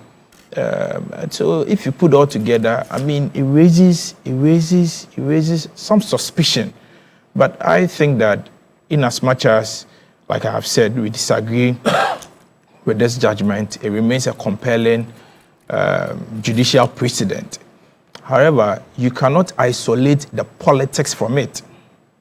You cannot isolate the politics from it, because this is a person who served under the previous regime, was charged for embezzling, causing the financial loss of about 90 million Ghana cedis to the state, was charged with over 70 counts, and was convicted on all counts. And today we are being told that an appeal has overturned her conviction and her sentencing. And so I think that I would not say preliminary, I would not say much, but I think that the decision remains the decision of the Court of Appeal. The decision clearly has political undertones. I mean, you don't need a prophet to tell you that this decision has political undertones. In whichever way you may want to look at it, it has political undertones. Number 3, the decision of the Attorney General to appeal or seek a review of this decision, I think that it's just a smokescreen. It's just something, a panic response to the anger of Ghanaians, because clearly even persons belonging to the divide of the ruling government are unhappy about the decision of the court to acquit and discharge Madam Sedina Temakulo. In fact, I was thinking that the worst thing that could have happened was to order for a retrial. But an acquittal and discharge, I think that fits into the larger political narrative of this decision being having some form of political undertone. And so, Council, I would not say much for now. But I mean, if you say political undertones, factually, what can you point to that shows that a certain government action is playing a part in what is playing out? The representative of the government in this matter was the Attorney General. If you read the introduction of the judgment, and if you read the written submissions of the appellant, that is Madam Sedina Temakulo, they make a forceful point that, in fact, the Attorney General of the realm submitted incomplete documents to the court. And so if you're an Attorney General and you want to make a forceful case against an appeal seeking to overturn the conviction of an accused person, and you send an incomplete document to court, then what are you trying to communicate to the court? Counsel, what are you trying to communicate to the court? And also, if you look at the push train of this government, since this government assumed office, in fact, when they were in opposition, they were preaching oral, which we all embraced because we are all against corruption, we are all against people embezzling state funds. When this government assumed office, what have they done? The Attorney General has withdrawn every single criminal and political case against their political friends. The case of Collins Dauda has been withdrawn. The case against Pandit Esiama, Collins Dauda, who was standing trial for embezzling close to 200 million euros in the Sagleme housing matter, has been withdrawn. Pandit Esiama's matter has been withdrawn. The Current Bank of Ghana, the Cocoa Board CEO's matter has been withdrawn. Dr. Kobna Dufour's matter regarding the financial sector misappropriation of depositors' funds, he entered into a plea bargain with the Attorney General, and a whole lot of cases against the NDC members has been withdrawn. And so it raises some suspicion about... Yes, I'm listening to you. The point you make about the appeal records, in fact, that was actually rectified subsequently. So I actually have the proceedings for that particular day where the court did grant it. The court said that in the circumstances, we have no legal option than to grant the application in the interest of justice. The application is granted. We ordered that on condition that the registry of the court for appeal, which is seized with the case now, has the said 3 exhibits, AM1 and AM2, the rectification be done at the court for appeal. And so the court, that challenge that you make reference to was dealt with and was addressed. So I mean that's the correction that's what I wanted to draw your attention to. No, but what you have read, you read from the proceedings.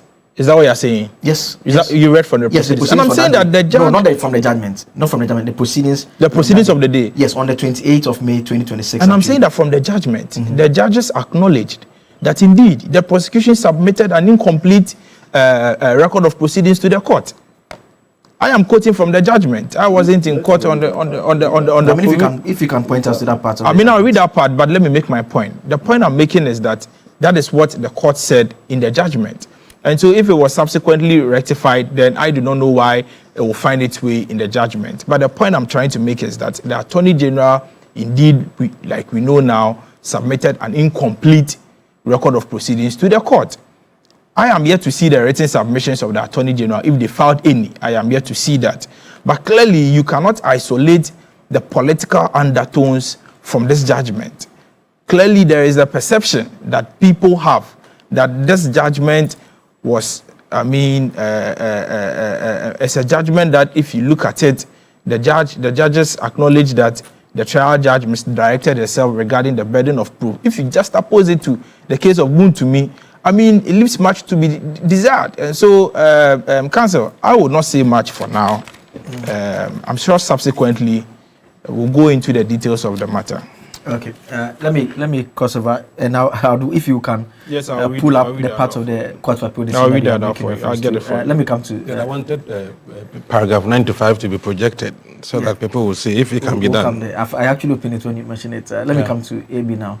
And AB, there are people who have read the decision and they find the Attorney General's position of wanting to appeal that, they find it a bit strange. It was the same feeling of strangeness that people had when Sedinam also appealed. Do you know that when she was appealing, people said, 75 charges. How are you going to appeal this? You remember, people too felt that it was strange. So let the Attorney General do his work. But it is trite knowledge, law, and learning put together that if you are dissatisfied with the ruling of a court, you are at liberty to appeal against it. And this is what Sedinam did. This what she took advantage of and did.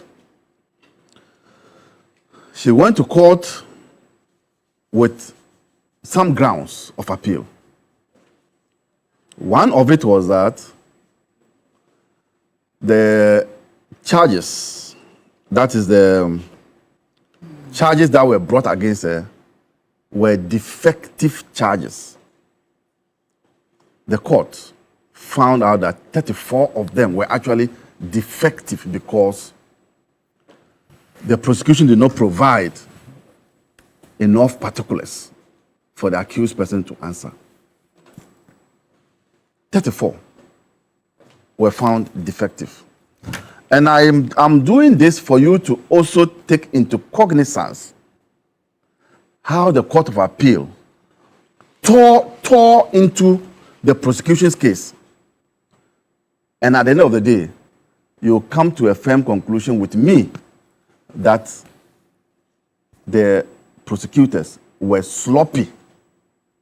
And I'll explain why they were sloppy. Because when these things happen, particularly when you are prosecuting somebody and he's not around, he's run away, tendency is that everything must go inside because there's nobody to oppose. You get a point. But when you go on appeal, the Court of Appeal will be marking some of the exhibits R, reject, R, reject, R, reject. But because of the notion that this person has run away, it has an effect on the judge who is sitting on the case. And the judge will say that, but if she's not guilty, she wouldn't have run away. So everything goes in. Every evidence goes in. Whereas if she were around, her lawyers would raise objections to some of the exhibits. Yeah, but her lawyers participated in the trial. Yes, what I'm saying is that because she's run away, it's registered. The notion part, okay, that's fine. The notion. That's fine. That's fine. That's what I'm saying. Now, the Court of Appeal also came to the conclusion that the evidentiary burden was not discharged by the prosecution. It wasn't discharged. Now, if you are a judge or a court and these things come to you, how else are you going to treat it? And the boss says something. The fact that we are all angry with her, and the fact that we don't like the party she belongs to, it's not part of the evidence. That must not lead somebody into jail. The party you belong to, the face you carry, the name you carry, should not be the reason why you should go to jail. The name of the game when you are in court is called evidence. You produce evidence to corroborate your facts. So let me give you a simple example. If a boss says that I scale over his wall, my usual example, and pluck his mango, that's stealing, isn't it? But when they come to court and provide a date on which I stole the mango or I scale over the wall, and the date is a date on which I was lying in my hospital bed, can't I be freed? So those who are listening, the law is not about morality. The law is not about whether it is true or not. The law is the evidence put together. If you piece them, like a jigsaw. If you piece them, piece them. Will it say it is you? It's not about morality.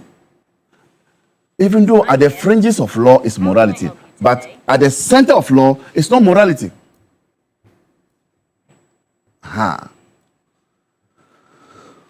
So that's why somebody was caught. He ran away and left his slippers. He's called Paul William Dodu. There was an inscription on the slippers, PWD. He said PWD means Public Works Department. It's not for him. But his initials, Paul William Dodu, was there. So that is the way to counter and destroy the prosecution's case. Now, this prosecution, did they do a good job? From the way the Court of Appeal tore into the prosecution's case, you are left with one conclusion, that they didn't do a good job. And I've given you reasons why. Sometimes, even we lawyers in civil matters, like in land case, where the other party has not filed a defense, and you have to put your client in the witness box for him to prove your case and go. Sometimes you are sloppy, you say, oh, it's one-sided, so let me just... And you realize that even with the one-sided, the judge can say that you didn't prove your case. You alone in court, the tendency of you saying that, oh, as for Atieno, she's not around. So, let's ensure that we put everything there. sometimes can come and bite you. And that is why some are also against this Kenoforiata. People are saying that let's try him in absentia, and some are saying no, he should be around. Some of these things can happen. Now I hear the MPP say that Section 31 of the Courts Act says that, or provides that, on technical grounds you don't acquit the person, and if the charges are defective, you don't discharge the person, or you don't acquit the person. They make reference to Section 31. But in so doing, I'll ask them to read 31(2), which says that where there is a defective charge, even though the law says that it must not be grounds for acquittal, but where there's a defective charge, and that defective charge leads to a serious miscarriage of justice, you can acquit. Should I go slowly again? I'm good. Defective charge, simpliciter, cannot lead to an appeal being accepted, or an appeal being heard, or an appeal being granted, or maybe a discharge. Simpliciter, discharge does not do that. But what is it? Is it defective charges cannot do that. But where the defective charges leads to a serious miscarriage of justice, it will lead to that. Are you there? Are you there now? Are you at your 31(2)? I've been there all throughout. So, are you going to confirm now that I'm right or wrong? Go ahead, I have a question for you. Conclude for me, I have a question for you. So, when they say that shouldn't have led to, they have failed to understand that in the opinion of the judges, for them, it led to a serious miscarriage of justice. That's why they came to that conclusion. You know? You see? So, for me, I think that the Attorney General too has the right to challenge if dissatisfied. Just as how Atieno was dissatisfied, and that's the beauty of our law. That's why the hierarchy of the courts are there. When they say, when you go to a single judge and you are dissatisfied, you go to 3 people, and you go to 5 people, sometimes you can go to 9 people. It was not just for fun. That thing is not for fun. You see, that thing is to give you opportunity to test a number of people's mind on the issue. So the Attorney General too has every right to go to the Supreme Court and appeal against this. And let's wait to hear what the Supreme Court will say. There's this point about negative averments that the Court of Appeal dealt with. So basically, there was a question of whether a sensitization program had taken place. The prosecution had said that it did not take place. The Sedinam, through her lawyer's cross-examination, had suggested that it took place. Justifia said that because they had suggested in the negative, she said the burden was on the person asserting positively that the program took place. It was in their position to prove in that respect. The Court of Appeal, in fact, the similar thing happened in the Atoforcing matter as well. But if you read Justifia's judgment, she references other decisions of the Court of Appeal, where the Court of Appeal had actually applied the very same principle that a negative should not be proved by the prosecution. You see, what did the prosecution do? To just say that this happened, isn't it? And what did the accused do? That didn't happen, isn't it? Now, did the prosecution go further to line up people to corroborate what they said? Are you following me? Yeah. That's what the Court of Appeal is saying. You've not discharged. You said it's about money to people, or if I was the sensitization program. Sensitization. Yes. So the prosecution has said that. So the sensitization took place. The sensitization would say that we sensitize 15 people from, and there will be a list. There will be a list of participants. If you do, there will be a list of participants. Did the prosecution bring any of those people to corroborate what they said? The burden is on them to go just beyond merely saying it and then corroborating it with the list of people or people who, if I were there, this is what I would do to discharge my burden. Okay. Let me come to Mr. Jantua now. And I see you still, is the judgment you've opened? He has written a lot of things. I've written a lot of things. Why are you looking at? Haven't you written? What's your problem? No, I've no problem. Yes, so I'm commenting I on what haven't written anything. Yes, he has written a thesis. I haven't written no thesis. So take us through your thesis then. Mr. Jantua. He's trying to derail me from my argument. From what you've read so far, do you share the view that is a good judgment, the Court of Appeal decision? Look. All around the table have given their views on this particular judgment. And so far as I can see and hearing everybody and the little I've read so far, I would go to the eminent jurist Akamba, JSC, where he states in the case Echo Russell versus the Republic. And what does he say there? He says, and I quote, "The strength of our criminal justice system over the years has not thrived on mere wishes and speculation, but by the production of evidence that meets the standard of proof of crime in a court of justice." This particular case stands on the axis of two sides. The first side is the political bit. The second side is the judiciary itself in terms of the court. So, counsel, let me ask the question. Are we trying to say, and I take from what my brother from the MPP was adducing, are we trying to say that every judge in this country is politically biased? Is that what we're trying to say? And so for me, look, I would not even go down that political line. The proof of the pudding is what? It's in the eating. And the proof of the pudding with regards to any criminal case is evidence. Evidence that can be proved beyond reasonable doubt. Period.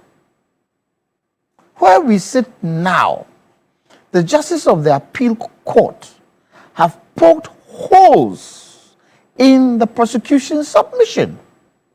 And let me ask you, maybe it is not a question to ask, but during the process, the procedure of appeal, could the prosecution have applied for ratification of the record? Could they? If they realize that the way this thing is going. They did that. They did that. They did that, At yes. what point? They did that. Let me go back to it. I have that record here.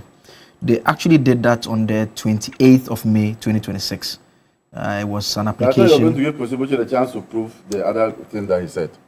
That the court said that section was... No, I'll come back to him. I'll come back to him because, in fact, it was the reason why I pulled the ratification. So the ratification was done. It was granted by the court. Senior continue. The burden of proof is on who? Prosecution. In a criminal case? Prosecution. And it looks as if, on the face of it, the Attorney General at the time, and in extension, the government of the time, were hurrying to get a corruption case prosecuted.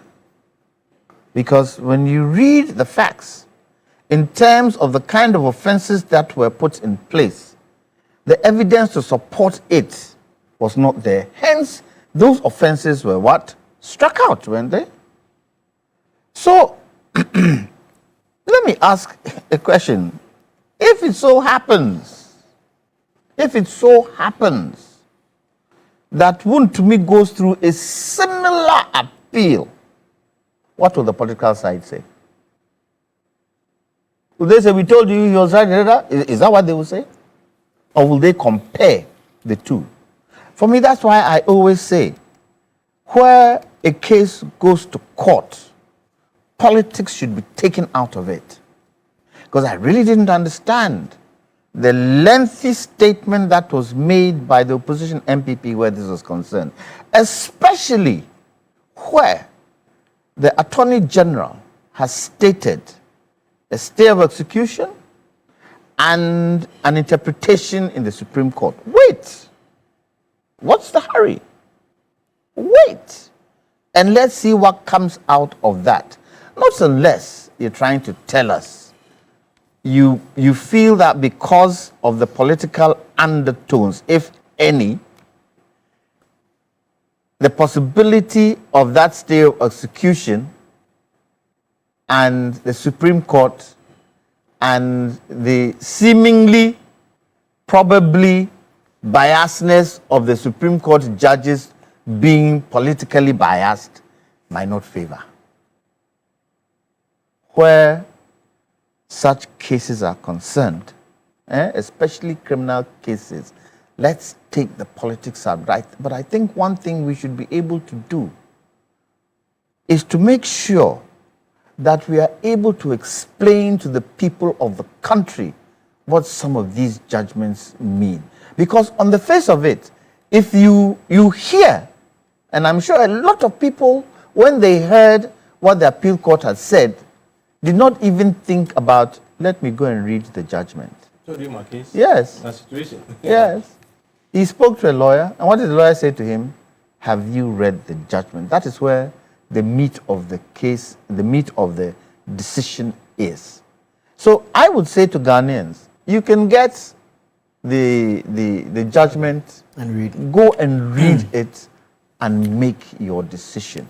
Yeah. Right now, there's another step, isn't there? Yes. The other step is the fact that the Attorney General is taking the Supreme Court.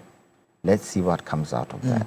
And Kwesi, back to you, because I still couldn't find the incomplete record. So I was quoting from the written submissions of the Attorney General himself. This is paragraph 2, page 1. With your permission, I'll read. And this was filed on the 9th of April, 2026. So I read. We wish to bring to the attention to this Honorable Court that the record of appeal before this court is not complete. We state that all the exhibits tendered by the prosecution during the trial does not form part of the record. The only documents found as part of the record are some of the documents which formed part of the disclosures done by the prosecution.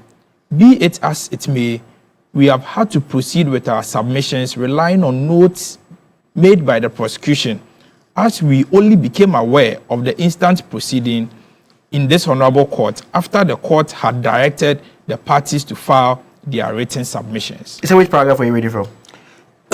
Page 1, paragraph 2 of the written submission of the respondent, that's the Attorney General, in answer to the appellant's submission pursuant to the leave granted by the Honorable Court on April 1st, 2026. And this was filed at the court on 9th April 2026 at 9:40 a.m. Okay, but you admit that the judgment, nowhere does the judgment allude to. And I'm saying I'm reading from the written statement of the, because that was what you had said earlier. You said judgment of the. You said the judgment had noted that the appeal records were not complete. That's I was referring to the written statement of the. Secondly, I have read the appropriate thing. Counsel, let me make my point. Counsel, when you were speaking, I was quiet. When you were speaking, I was quiet. No, when you were speaking, I was quiet. I beg you. I beg you. When you were speaking, I was quiet. I beg you. I beg you. Yes. Secondly, as well, in terms of the work that was done by the prosecution. So, for instance, the question about the sensitization program that took place. Excellent. The court took the view that you said the program did not take place. Yes. That is what the investigators have been told. Yes. The Yoko investigator just came in and said that it did not take place. Yes. The court said that you could have called the original directors of Maslock, those who were supposed to participate or organize the program, to check. Yes. In fact, there was a list that had been provided to suggest that these are the people who participated. The court said that you didn't track any of them to come and say that they did not participate in it. You simply had the Yoko repeat what they had been told, which was hearsay. You didn't put it under any of the exceptions as well. And the court said that you ended up saying that because you said it did not take place, they should now come and prove that it took place. Yes. That is so the prosecution alleged that the monies never got to the purported beneficiaries. Yes. It was the case of the prosecution that the monies never got to them because the monies were diverted. Are you aware that the head of finance at the time of Maslock, whose name is Francis Bando, was the fifth prosecution witness of the prosecution at the time? So they, when I say the prosecution actually corroborated the averment that indeed the monies never got to the beneficiaries because the monies were diverted by Madam Sedina Tamakulu. That was the case of the prosecution. That was the allegation of the prosecution. Again, on the matter of the Obatampa transaction, it is inaccurate for anybody to say that the prosecution did not call any witnesses to corroborate their statement. It is as a matter of fact that the general manager of Obatampa transaction investment actually came to court to testify that she delivered the 500,000 Ghana cedis in cash in Ghana must go to Madam Sedina Temakulo at Bachona Total Filling Station upon persistent and consistent pressure from the woman to bring the money. Because the prosecution alleged that Maslock had intended to invest 500,000 cedis of Maslock money into an investment program. But later, they decided to withdraw from the program and so requested for their money back. When they requested for their money back, Madam Sedina Temakulo, according to the prosecution witness and the general manager for Obatampa Investment, according to him, Madam Sedina Temakulo mounted consistent pressure on him to bring the money back in cash. But the only the evidence that was... And so I am saying that, yes, no, I am saying that, Counsel made the point that the prosecution didn't call witnesses to corroborate what they said. That is inaccurate because the prosecution called witnesses to corroborate it. That's what you said. That's what you said. On that evidence, for instance, the evidence that was given to the court was a letter that was signed by Sedina Temakulo acknowledging that Maslock had received the money. Yes. Now, when she was confronted with the letter at Yoko, she said that she could not vouch that the letter was signed by her, even though the signature looks like hers. Yes. The trial court said that because of that comment that she had made, she had to come and prove that she had written that letter. Are you aware? I'm coming. The Court of Appeal says that you did not even provide official copy of that particular letter to confirm that the letter was indeed from the custody of Maslock because it had a letterhead and everything of that. And so the court said that how then do you say that it's her responsibility to come and show that the letter was indeed signed by her and was actually genuine? Do you know the basis upon which Chairman Wontumi was convicted? No, one of the bases upon which he was convicted was the fact that the prosecution witnesses made a positive judicial confession on oath that he had given the land to them for purposes of illegal mining. And in this prevailing circumstance, the prosecution witnesses are also testifying. The general manager for Obatampa is also testifying or had testified in court that she handed over the money in cash to Madam Sedina Temakulo in the Ghana must go back at a fuel station. And so you see, the fact here is that, Counsel, judgments are made for posterity. Judgments are not made for one individual. Today, we are being told that the prosecution in the case of Madam Sedina Temakulo was unable to prove their case beyond reasonable doubt, and that the trial judge misdirected herself by shifting the evidential burden onto the accused person. But if you juxtapose this very judgment to the judgment that convicted Chairman Wontumi, like I have already indicated, it leaves much to be desired. Because then you realize that when you were all speaking, I was quiet. When you were all speaking, I was quiet. When you were all speaking, I was quiet. You said a lot of things that I disagreed with you. I wrote it down. You said a lot of things that I disagreed with you. I wrote it down. What sort of heckling is this? Can't you've been heckling me for a while. What is this? You lied. I lied at what? Let's allow it. I lied at what? Let's allow it. I lied at what? Also lied that the prosecution did not call any witnesses to corroborate their. It is here. You also lied. Court of Appeal You said it, also not me. lied. You lied. You lied about it. The Attorney General also said it in his witness statement. Let's hold on. The Attorney General also said it in his witness. You also lied through your teeth. You lied from the pit of hell that the prosecution did not call any witnesses. You lied. I have just read to you that the prosecution called the head of finance of Maslock. And so it is a lie for you to allude to the fact that the prosecution did not call any witnesses to corroborate that indeed Madam Sedina Temakulo directed their funds. Yes. And so please let me make my point. And so the point I'm trying to make is that the prosecution, in my opinion, made their case. The Court of Appeal as a higher court, feels that the trial court misdirected herself in certain circumstances, they have brought their judgment. So be it. Like I've already indicated, the judgment as it stands now, because it has not been reviewed or it has not been appealed against as it stands now, remains a positive and compelling judicial precedent of the court. And so, for now, we are bound by it. Just a quick one. So you take the view that Wontumi was convicted on similar grounds, but you hold the view that the Wontumi judgment was wrong. Yes, I hold the view that the Wontumi judgment, the evidence on record yes, that so supports the judgment. If you agree that the Wontumi judgment was wrong, then you should agree that the Court of Appeal was also right. In as much as you should agree that the Court of Appeal was also right in certain aside they said in as much as I disagree that the Wontumi judgment was wrong, where is Chairman Wontumi now? That is the position of the judge. I mean, just like said, but the point I'm making is that there's an inherent contradiction in that point you advance. There is no contradiction. Let me point out for you. In one breath, you say that Wontumi was convicted on similar grounds, and so the High Court judgment was fine. They said that the High Court judgment was fine. And I'm saying that when the Wontumi judgment came out, you said that the Wontumi judgment was also wrong. So if you disagree with the Wontumi judgment that it was wrong, and you expect the Court of Appeal to set it aside, in the same vein, the High Court convicted on similar grounds like you are arguing. No, you see, you are getting me wrong. I have never said on this show that the Court of Appeal judgment was right. I said the prosecution made their case. Okay. I didn't say the Court of Appeal judgment was right or wrong. I have not passed judgment on the Court of Appeal judgment. I'm saying that the prosecution. The prosecution. The Court of Appeal said the prosecution did not make its case. Yes, but they said they didn't make its case. Yes, and you agree with that point. I was responding to the fact when counsel said that the prosecution did not call any witnesses to corroborate their allegation. Okay. And I'm saying that is wrong because the prosecution. Please let me make my point. Because the prosecution called witnesses to corroborate with their allegations. That's fine. That's the point I was trying to make. Do you agree with the Court of Appeal judgment? In what sense? In what sense are you asking me if I agree with the Court of Appeal judgment? Do you agree with the judgment? In what sense are you arguing? No, in what sense are you asking me if I... Is the judgment sound in your opinion? Oh, from what the judge has said, according to the Court of Appeal, the burden of proof shouldn't have shifted onto the accused person, and in their opinion, the trial judge misdirected herself. And I'm saying that. Yes, and I'm saying that it remains a compelling. And I'm saying that it raises the quality of evidence that was led by the prosecution. And I'm saying that this judgment is for posterity. Okay. So far, that is the compelling position of the court. All right, AB. Yeah. Okay, Ebo first, quickly. Yeah, let me ask me, because I'm the only non-lawyer here. Is it possible to have to apply or file a stay of execution in respect of a criminal case? Yes, you can. It is. Yes. You see, MPP is doing something out there. They've been spewing lies. They've been throwing dust into the eyes of the people.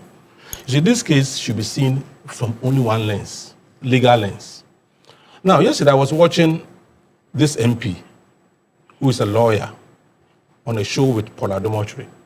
And he made a point. If I was virtually laughing at Attorney General for saying that he's filing a stay of execution on this matter. And to him, it only applies to several cases. No. That is. You see, and it's the same lawyer who mentioned the issue of this is something that Kwesi just said, that some documents were not taken to the same thing. But you see, the point is that this case, I will urge every Ghanaian who believes in democracy and rule of law and who can read to read this judgment. It's very important you do that, because I told you my case. You see, I'm not a lawyer, but all of you can agree with me that when it comes to criminal proceedings, judgments are not made on the basis of flimsy suppositions or hearsays. Judgment is made or must be founded on solid evidence, solid required legal standard, which standard is proven beyond reasonable doubt. Is it not the case? No, lawyers, is it not the case? Yeah. So if you have a situation where a judge sits down or sits on a case and the prosecution is not able to prove this, and when this happens and the judge, on the basis of the fact that the prosecution was not proved beyond reasonable doubt, sentence someone, and the person appeals and the person now is acquitted and discharged, you are saying that it's a political decision. Why was it President Mahama who was in court to adjudicate on this matter? You see, because of let me make this point. You see, the fact that we have so many MPP people in court who are facing trial for corruption and other related issues. The fact that that is happening does not mean that if somebody has wrongfully been sentenced to prison, the person should not have the right to appeal. That's the point. That should be the case. Untumi himself has appealed. Yeah. Okay. If Untumi succeeds with this appeal, what will be the position of the MPP? Would they say? They will say it's politics. Would they say that it is politics, or is the court that has acquitted and discharged Untumi? Okay. So if there are a group of people we don't have to listen in this matter, is the MPP people. Because so far, even the lawyers are not speaking law. Interestingly, the lawyers are speaking politics. This is a legal issue. Okay. Ebi. The only of them who spoke law to me yesterday was Tuya alone. But the rest, including he sitting here. You see, nothing could be further than the truth. An application for rectification by the Attorney General was granted in this matter. And this application, it was filed on the 29th 05/2026. 28th of May 2026. I actually made reference to it. Yes. Georgina Mensa Dacha J presiding, Emmanuel Senya, Senyor Amedahe, and Aitiama Tete JJ was granted. So when you come here and sit down and say the Attorney General did not add certain documents, I read from his add certain documents, and when there's an application here, the Attorney General filed to rectify the records of proceeding, are you not a liar? I read from that. No, you should allow him. You should allow him. Also a common liar. Now, the point is that when the Court of Appeal said that they did not bring witnesses to corroborate, you read it. It's a Court of Appeal who said it. Not me. For you to now sit there and say, I lied that they didn't bring witnesses. Am I the Court of Appeal? The Court of Appeal said it. What's the part that the Court of Appeal said? Read it for him now. Yes, read it. Read it for him. Read it. No, I'll get there. So you continue. Read it for him. No, the lawyer I was talking about is it Bafuiwa? Bafo, yes. Yes, that's the lawyer I was talking about. Read it for him. So... No, you go ahead. I'll get to that. So there is clearly a coordinated effort by the MPP to politicize every ruling of the Supreme Court if it doesn't go their way. Wasn't it recently that Afenyo Markin was praising the Supreme Court or one of the courts for giving them a verdict in one of the cases? You remember? Yeah. So if a matter doesn't go their way, in our time, when we were in opposition, there was no case we won. You remember? There was no case we won. Okay, so that part of the judgment. Read it for him. Paragraph 88. The respondent's failure to call the regional directors who were the declarants remains unexplained. There is no evidence that they were unavailable, that they were or would be witnessed subject to cross-examination on the statements attributed to them, or that the notice contemplated by 118 had been given. The evidence of PW6 and PW7, so far as it concerned the alleged non-performance of the sensitization, monitoring and training programs by the appellant and the second accused, therefore rested on matters outside their personal knowledge and was adduced as proof of the truth asserted. It was accordingly inadmissible. Aside the regional directors, the other Maslock officials who allegedly gave statements to PW6 and PW7 that they had cast checks on behalf of the appellants for the project did not testify. So that's the part of the Stop that. Doesn't mean that they didn't come. Stop that. You hear PW6 and PW7. Who is a small boy? You cannot say somebody is a small boy. You cannot say somebody is a small boy. You cannot say somebody. You are here to represent your party. I'm here to. Please, I'll deal with that. I'll deal with that. That is unethical. old man. You are ignorant old man. You lie.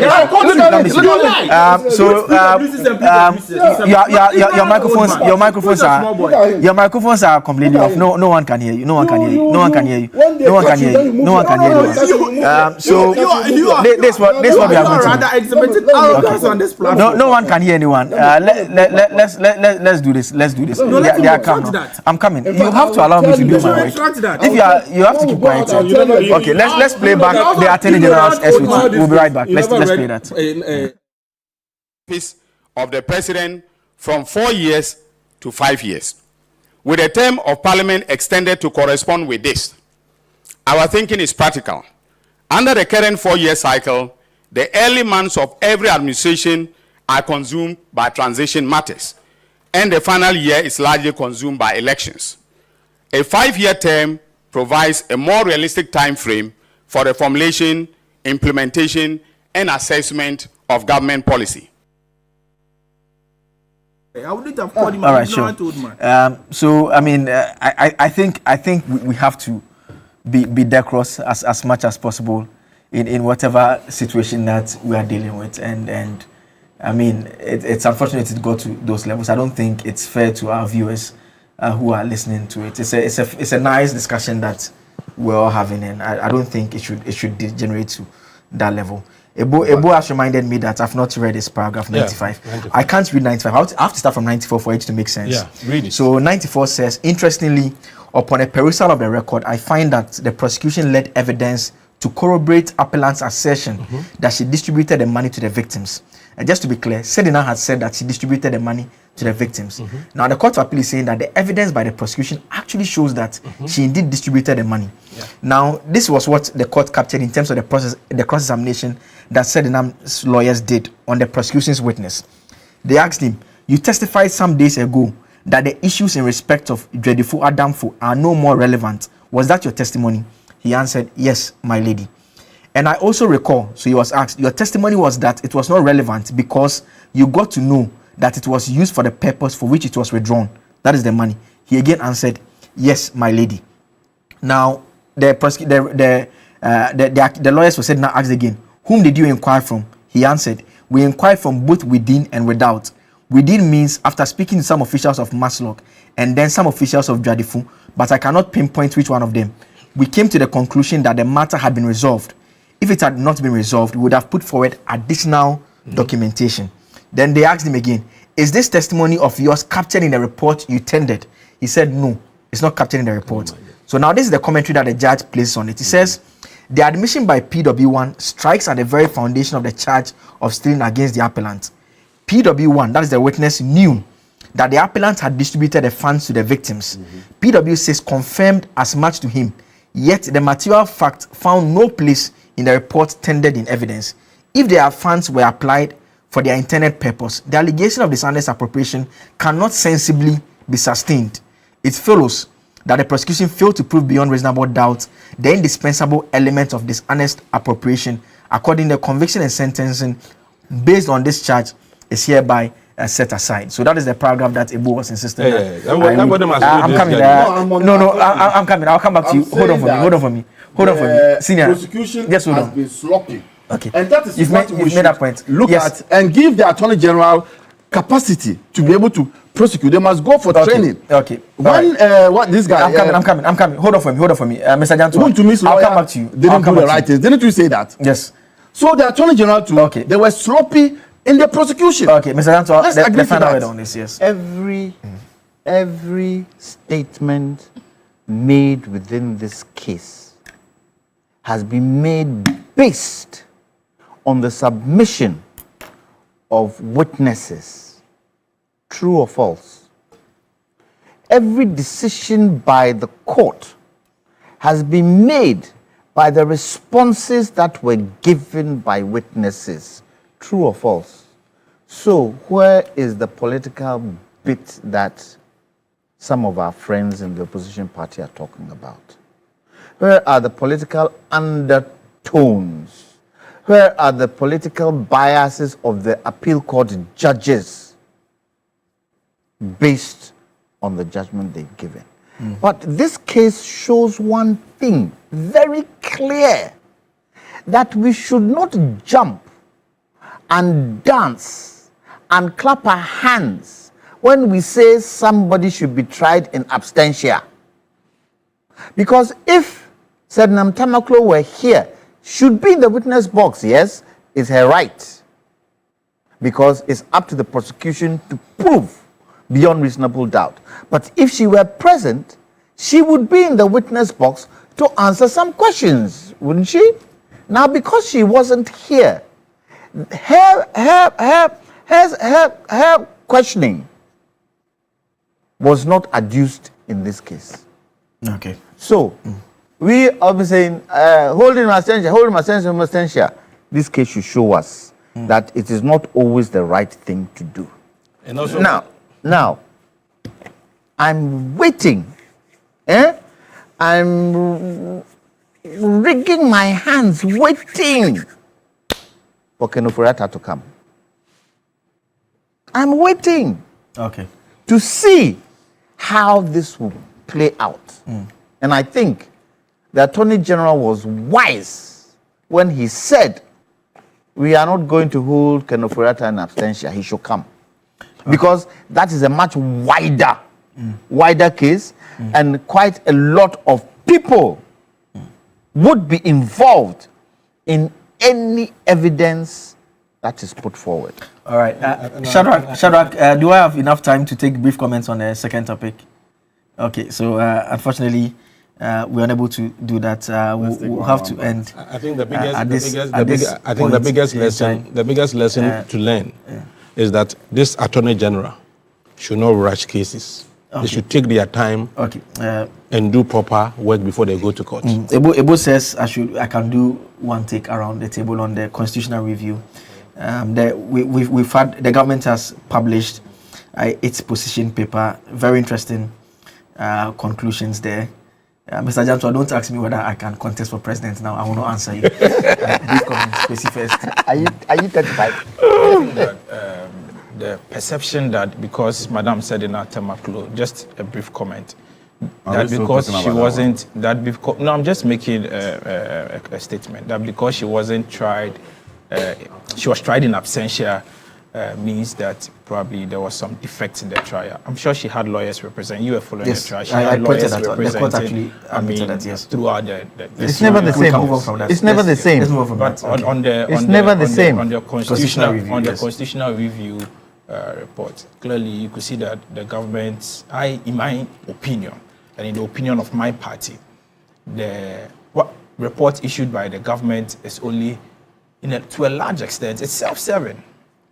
And you remember that this government, when they were in opposition, promised that they were going to abolish the ex gratia system. I asked, the Constitutional Review Commission proposed that the ex gratia, Article 71, the ex gratia system or architecture be abolished. Did the government actually accept that recommendation? They didn't.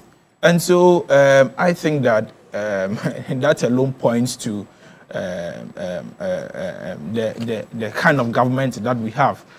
Generally, I haven't had the time to go through all the entire report of the government on the Constitutional Review Commission because I was occupied with the judgment of Madam Sedina Temaklo. But I'm sure at an appropriate time we can have further discussion on it.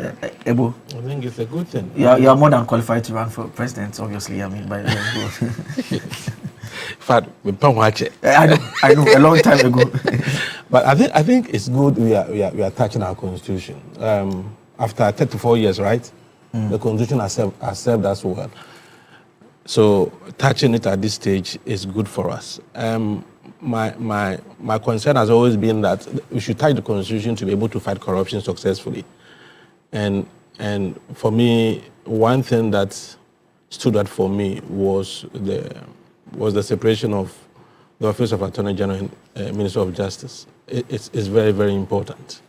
And also, one thing that I really don't get it is the fact that is the president, when it comes to the election of Yes, I also found that to be a bit problematic. The president is the one who's going to appoint 5 people. 5, and they will be interviewed, and 3 will be eligible to contest.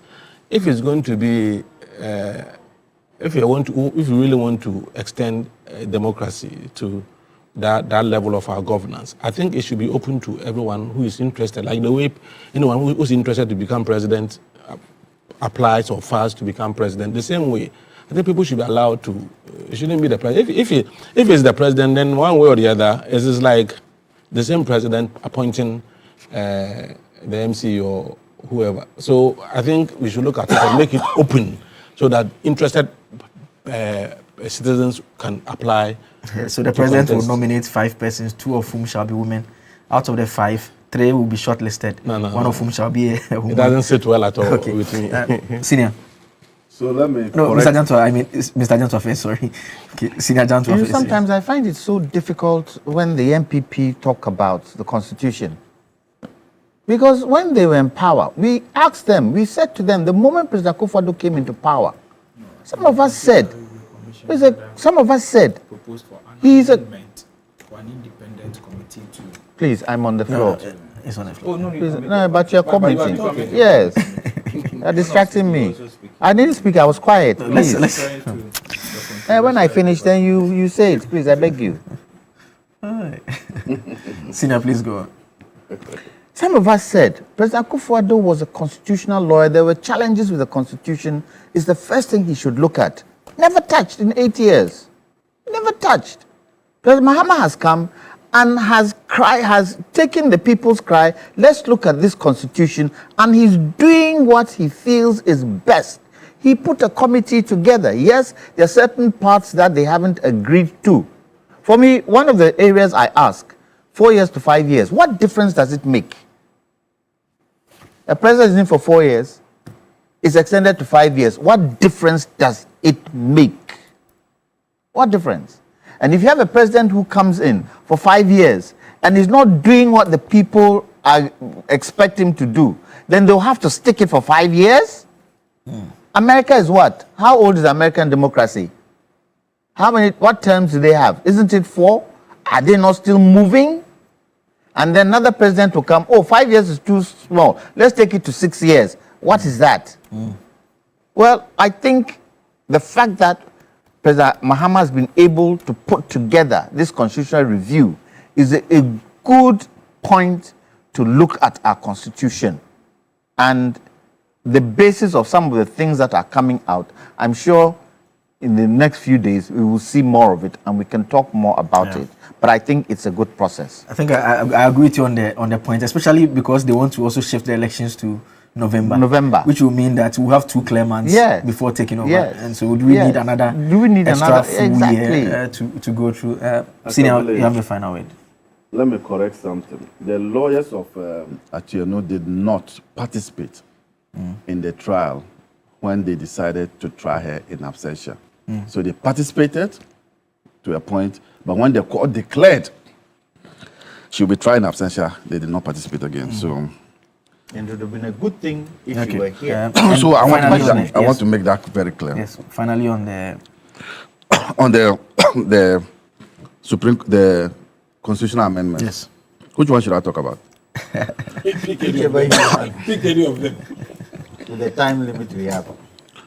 You see, one must be matured. You don't believe in constitutional amendment. I don't know. I believe in it. The age thing is my problem because. Let me give an example. Rawlings was 31 years when he burst into the sea. He became 34 when he came the second time. And he would tell you that what he did in 31 and what he did in 34 are remarkably different, worlds apart. Because at 34, he had then matured from the 31. No, wait, to 31. No, he's trying to say that when the age goes up. But I can also appreciate that maturity is not in age. I know that. I can also appreciate that. But let me just say, we need experience before you can ascend to that office. That office should not be for just anybody. But I also know the 2 political parties, with apologies to you, We'll never elect a 31 or 32 or 35 year. I know. So we can leave it at that. But the two political parties will not do that. So at the presidency, we can agree at everywhere, but at the presidency, let's ensure that it is experience which goes there. But want to contest, I right? No, I don't want to contest. But please allow senior to speak, please. You understand? The one other thing which is mind-boggling is that I disagree that you must have two citizenship and come and have a position in Ghana. I disagree. Whether it's a lower, you must give something. If you think that you want to serve this country, give something out. You must give something. I agree with you. You can't be having one leg there, one leg here. And we are saying that you don't know whether he will spy on you. Why? They can bring somebody to come and spy on us and make him win elections and be spying on us. You don't need to be the president or the vice president to have information in this country. Even me, where I am now, I have information. But foreigners are doing worse than being in power. Yes. So please, that one I disagree. One journalist asked the question. Me, I disagree with that one. Interesting. He said you can imagine if Furata was an American citizen, the difficulty in bringing him down would have been a completely different ball game altogether. By the way, hardly. Extradited their citizens. That's by the way, that was 42 years when he became prime minister. Okay. With all the advancement and knowledge. But you see Nkrumah's experience before he became. Yes. So the experience is what I'm talking about. Very important. The experience is very important. The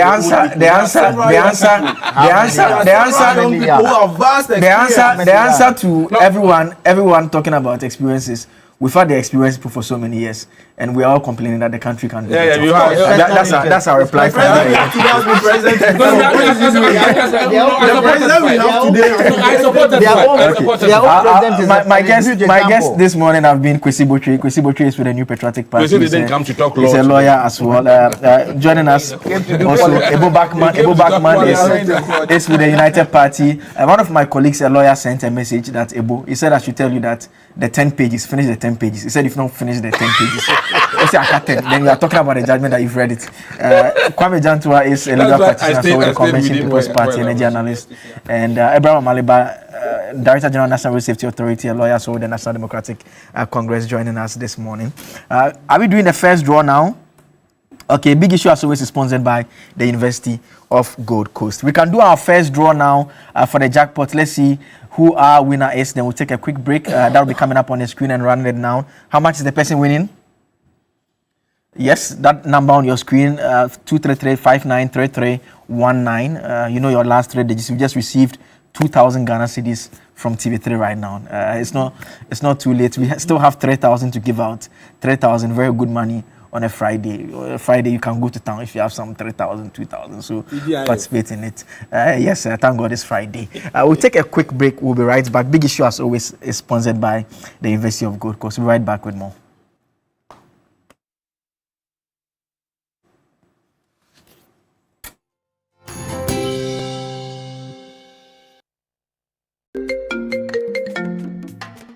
Hello, my name is Pamela from Customer Service. Please revalidate your account by texting your Ghana card number to 0500,000 247. Hey, Abili, wabadim. Give me the numbers behind your ATM card. I'm calling from the head office. An email was delivered across to our customers this morning. Confirm if this is your bank account. 100,100,100. Thanks for sending your bank card details. Send the OTP now to avoid cancellation. EcoBank will never call, email, send an SMS asking for your PIN, OTP, bank card, or Ghana card details. Don't get played. EcoBank, the Pan-African Bank. Hello, please, I'm calling from...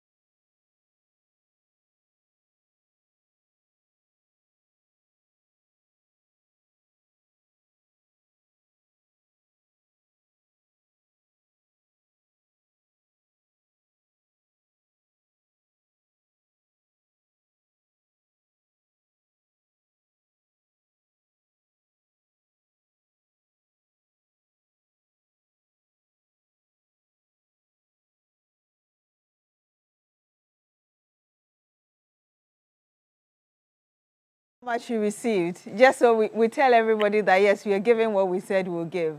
Yes, I received 2,000 Ghana cedis. Congratulations. What's the plan for this weekend?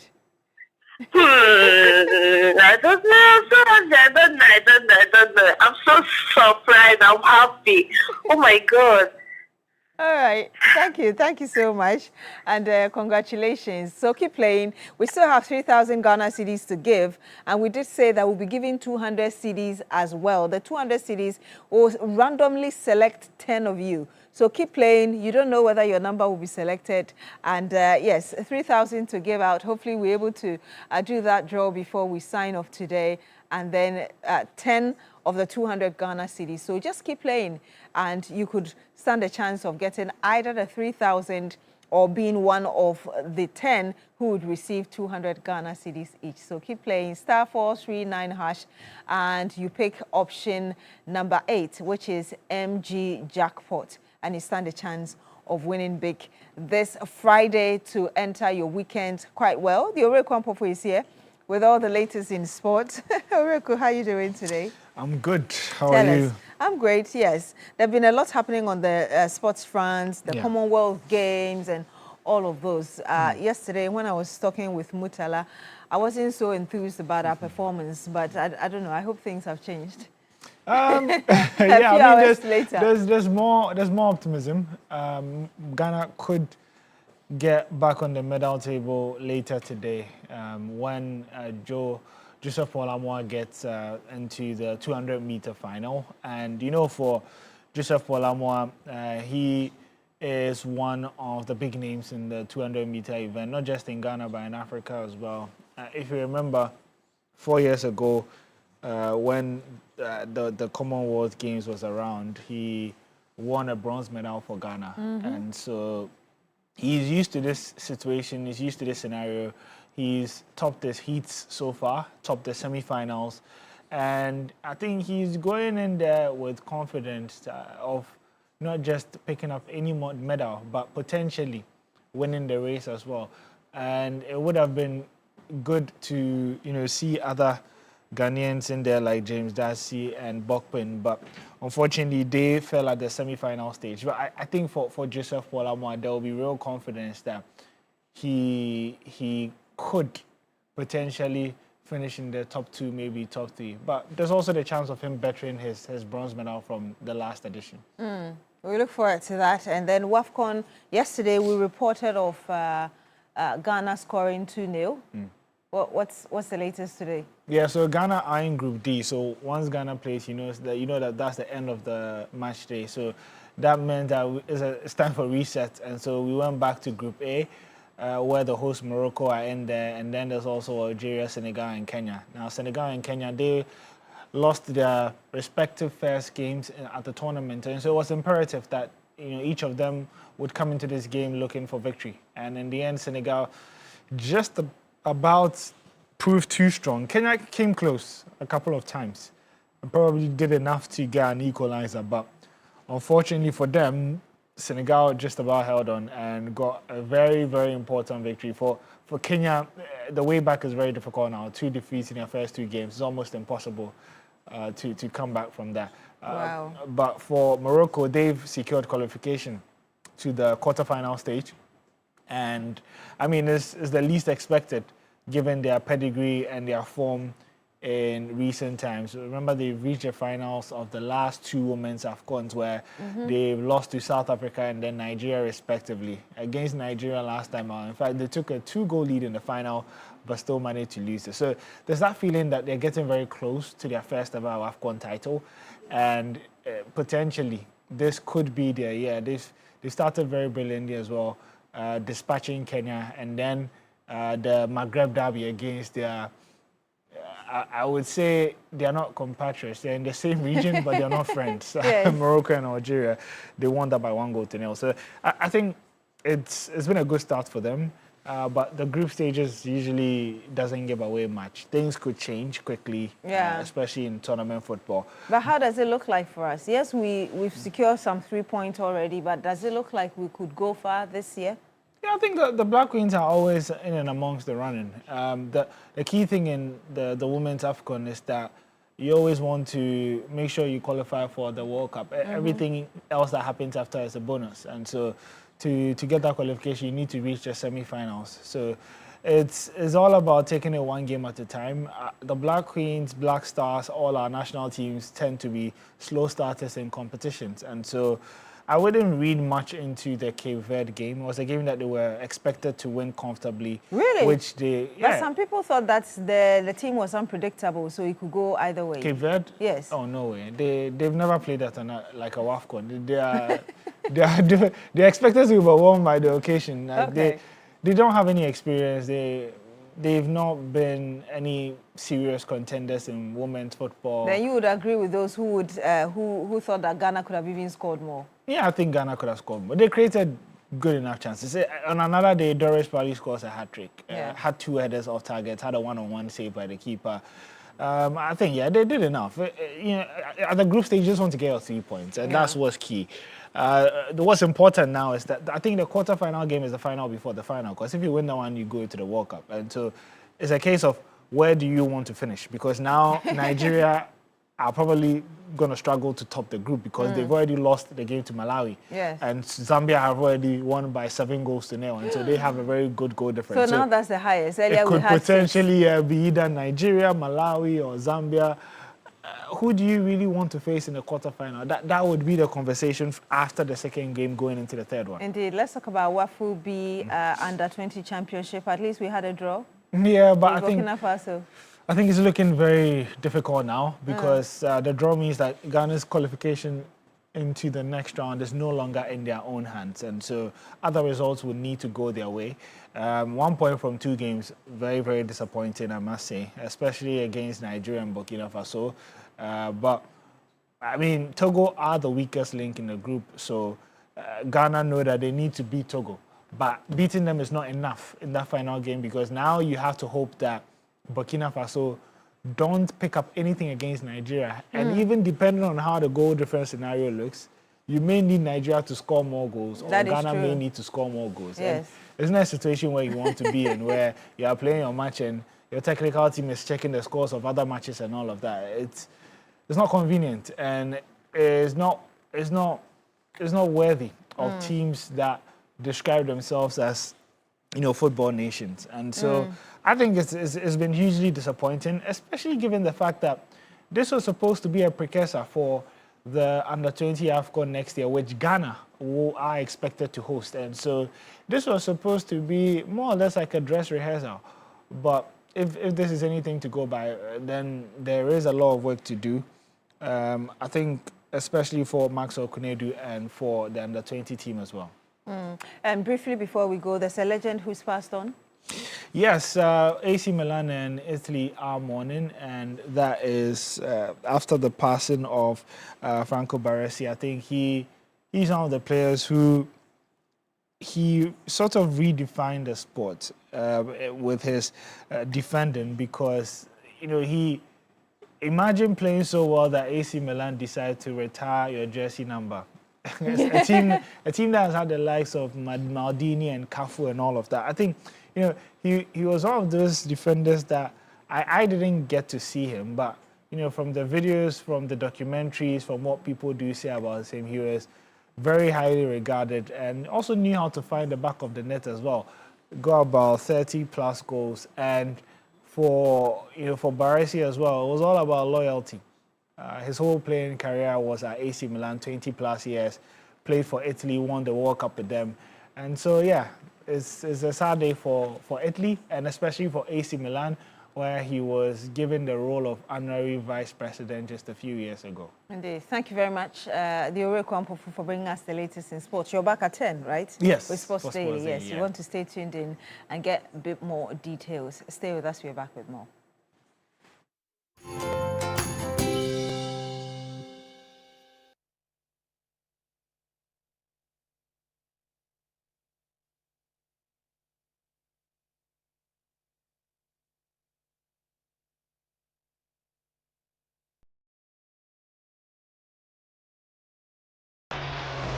Step into a universe of pure excitement.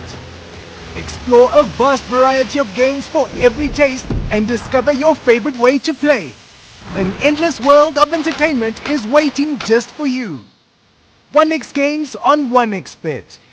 A world of games, wherever you are. This advertisement has been vetted and approved by the Gaming Commission of Ghana. Bet responsibly, not for persons below 18 years. Gambling can be... 1 minute. Hello, Jimmy Flex. Baby. Kofiana. Relax, Kofi. And how cry? Anything you want, I will sort it. Sorry. All right, everybody. It's a simple commercial. Quick. Sound ready? Sound always ready. Take one.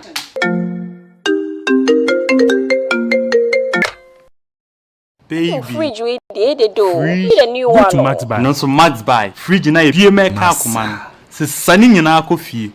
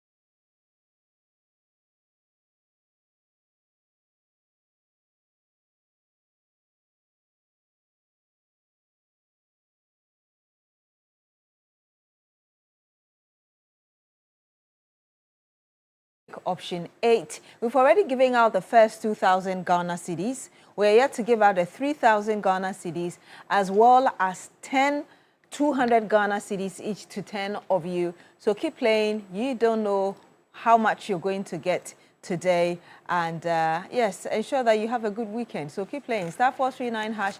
You follow the prompt. And of course, you pick option 8, which is MG Jackpot.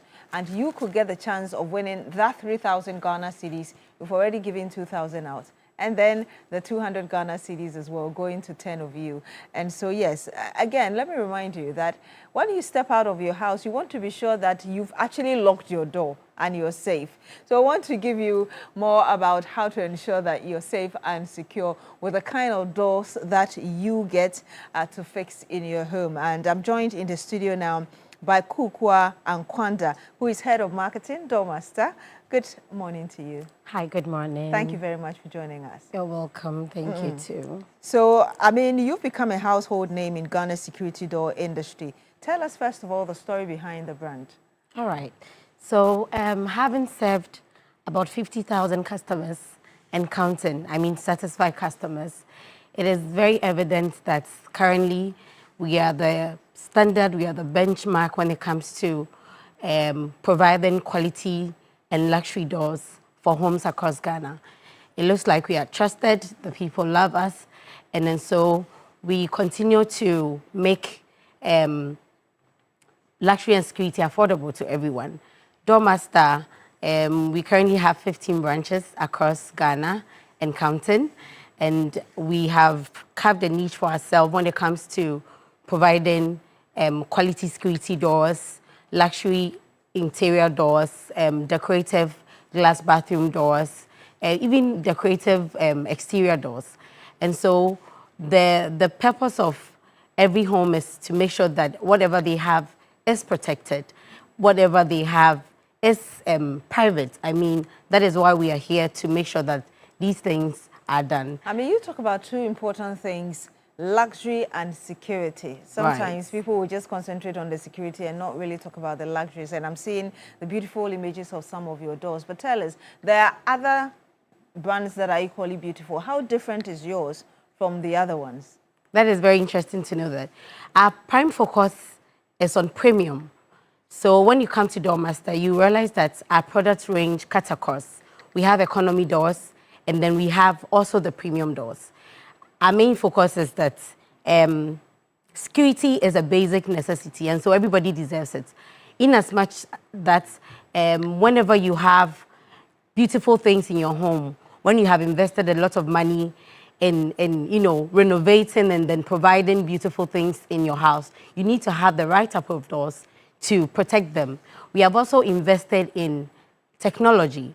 So when you come to Doormaster, we have smart doors. We have doors that have about 5 different ways to access them. So you can do facial recognition, swipe card, PIN code, even palm access. Doors with monitor behind them to see people in real time when they visit your homes. We also have invested in durability, providing doors that come with actual warranties. It will surprise you to know that we have doors that have warranties ranging from 5 to 30 years when you purchase doors from Doormaster. Wow, that's quite interesting. And these are tried and tested anti-fade, anti-rust technologies to make sure that you're getting actual value for your money. You're making sure that whatever you're putting in your home is well secured and protected. We also do after-sales service. So when you buy from Doormaster, we don't just leave you in the woods, but then we follow through the process. We make sure that we consult with you, make sure you're not just buying doors that you want, but you buy doors that you need, doors that are purposeful, doors that are there to do the job that they are supposed to do. And we also provide insurance on your house when you buy from us. Yes, so we have partnered with Star Assurance. And so when you buy the Doormaster Royal and Special Series doors, we give you 1-year insurance on your entire building. So in the event where there was flood, there's fire, there's other perils like this, if you buy Doormaster doors, you are getting all these things as part of it. And aside from that, we also have all types of doors that you need, wherever you're going to just put walk it. in and get your Yes, needs so sorted bathroom out. doors, bedroom doors, and now we have even brought new designs. We have the Villa collection, which is part of our premium range of doors. If you want doors that will fit your taste and style, that is actually going to elevate your space and give you that, you know, that kingly, queenly luxury feel, Doormaster is your go place. And that is what has actually made us different from what others are doing. Indeed, you talked about anti-fade. What does that mean briefly? Okay, so anti-fade has to do with the surface protection of the door. Okay. Most doors, when people buy, in the span of a year or two, you realize that it's bubbling, it's fading, it's weathering and all that. But with the type of doors we have brought to the market, they have been molded or designed with special technology to withstand and combat harsh weather conditions. So we have doors that you can take to the seaside, you can take to the mountain areas where there's high humidity and all that. And that is what we are very confident about. So it's not just about selling doors, but it's about providing premium feel, giving you durability and everything that is important when it comes to protecting your home and then your property. And finally, before we go, Doormaster is also currently running the Change Your Door campaign alongside the Achedie Kesie promo. What inspired these campaigns? What should we expect? That should be like your final take. Okay, so Change Your Door is our nationwide lifestyle campaign, urging people that buying a door 10 years ago or 15 years ago is not the end of the road. If you're making major updates to your home, if you are renovating, if you're changing, you are upgrading to the latest interior, like couches. Now we see the latest. We see fluted panels, we see charcoal boards and all that. All these things are beautiful, but then we have to make sure that the most important thing that is protecting all the updates we are making is actually well secured. It's state of the art, it's current. It has the ability to protect everything that we are putting inside the home. And that is what the Change Your Door is about. So we are telling Ghanaians, I mean, change your door and change your standard. And so you need to join Doormaster. And then the Achedie Kesie promo is here to actually add icing on the cake. So currently, we are telling everybody, we are so grateful. The built community especially, they have been here with us, homeowners, estate developers, project managers and all that. Thank you for sticking around with us all this while. And so we are here to give you the Achedie Kesie promo. We are saying that buy 2 exterior doors and then we'll give you an interior door for free and then give you free installation on all. And this is going across. We have massive discounts on all the other product that we have. So visit any of our 15 branches and find us online and then call the numbers and we'll attend to you. Indeed. Thank you very much, Kukwa, for joining us. You're welcome. Kukwa Akwanda. She's the head of marketing at Doormaster. So you know what to do if you want to secure your items. And now, attention, all parents of first-year SHS boarding students. EduPark, the Ghana Education Service approved and supported national SHS initiative implemented by Prospectus Ghana, is now in progress across Ghana. Parents across the country are already registering so that their children's trunk, Macintosh, mattress, pillow, and plastic chop box will be ready and waiting at their school before reporting day. Do not delay and be caught in the usual last-minute market rush, carrying heavy items under pressure. With EduPark, your child does not need to travel to school with these 4 essential items. To register, simply dial *713 *821#, visit any ADB branch or go to www.eduparkgh.com. Make payment, keep your receipt and present it on opening day to collect all your child's EduPark items. Your EduPark registration follows you to any SHS you're placed in. Avoid the stress, avoid the rush, prepare with confidence, all at a very affordable price. EduPark approved and supported by GAS. For more information, you can call 0500 600 607 or 0302 955 050. EduPark, no stress, no wahala. Stay with us. We're back with some more.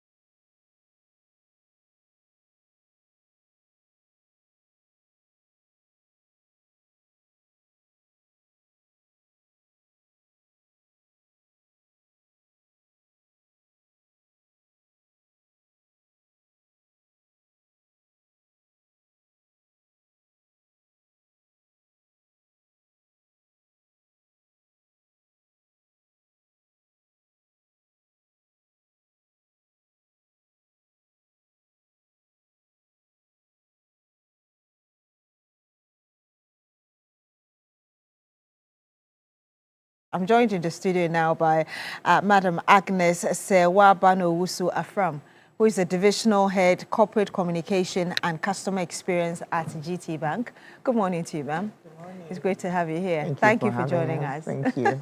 So we're just talking about the music concert coming up. And I know that GT Bank in 2021, you had the first ever GT Co-Music concert and brought A-list artists from Ghana and Nigeria together, obviously, to thrill your customers and the public as well. If you can tell us what inspired, first of all, you to bring this back, because you're having it this December 2026, right? Okay, tell us more about it then. Good morning. Good morning. Thank you for having us. Yes, last year, this is what our customers want. This is what Ghanaians want. This is what everyone seems to be very much interested in. So that's why we had to bring it back again. And for most of us, we know how the Ghana artists have been thriving. And so it was important that we bring them back into the limelight. It's part of our CSRs. And as part of the many CSRs that we do as a bank, this is just one of the many. As much as it has more people getting the interest in it, we have other things that we do as well. But this came mainly out of the interest of Ghanaians when it comes to music. That's why we did it. And this is free of charge? It was free of charge, and that's what CSR, it will remain free of charge. Okay. Yes. But what's the rationale? Yes, you talk about CSR, but what's the rationale behind offering such a huge crowd this opportunity to enjoy this kind of music without paying? When it comes to CSR, it's mainly what the community is interested in. It has very little to do with what you want as a business. So when you run your survey, you can see that in the whole year, what are some of the things I can do for the people that have done business with me? And when it comes up, you will need to fulfill it. And the least you can do is to give it to them for free. If they have been loyal and they've been your customers all through, why not? Yes. So that music concert was one, or is one of the CSRs that we do. And how would you say this really contributes to the broader commitment to youth engagement? That is what the youth really wants now. I'm sure people just taking a walk on the road are singing. Music is part of us. It's our language. It's our everything. And it's one of the things that no matter how much I don't even want to talk to you, once you start singing something I like, I'll sing along. So it's one of the things that puts us all together. So it will continue to be a space where we'll be very much interested in. And of course, besides, now the 60-year-olds are even saying they are youth. So everyone likes it. So it has made an impact in that through music, you are able to express a lot of things. You're able to say a lot of things. You're able to bring out emotions. You're able to advise. You're able to impact. The words do it, but music actually does it more. Yeah. And again, I mean, people come in to enjoy, they would still be interested in how will I be protected in terms of security and crowd management? What's the arrangement? It's always been with the national security or with the security agencies. So there's no way they have ever disappointed us. So we do this with them. So it's a national event. So you make sure that security is top notch. And it's not just the bank doing it. We do it with the security agencies, all of them. From Ghana police, military, everyone comes on board to support us. Now, beyond the music, though, GT Bank has also hosted the autism workshop and consultations for 5 editions. What has sustained this initiative over the years? And if you can tell us briefly as well, what impact it's made? Great. So from music, you ask why are we transitioning into autism? Now, these are 2 diverse areas, but it serves 2 critical groups of people. For the GT Bank Autism Program, 5 years ago we started.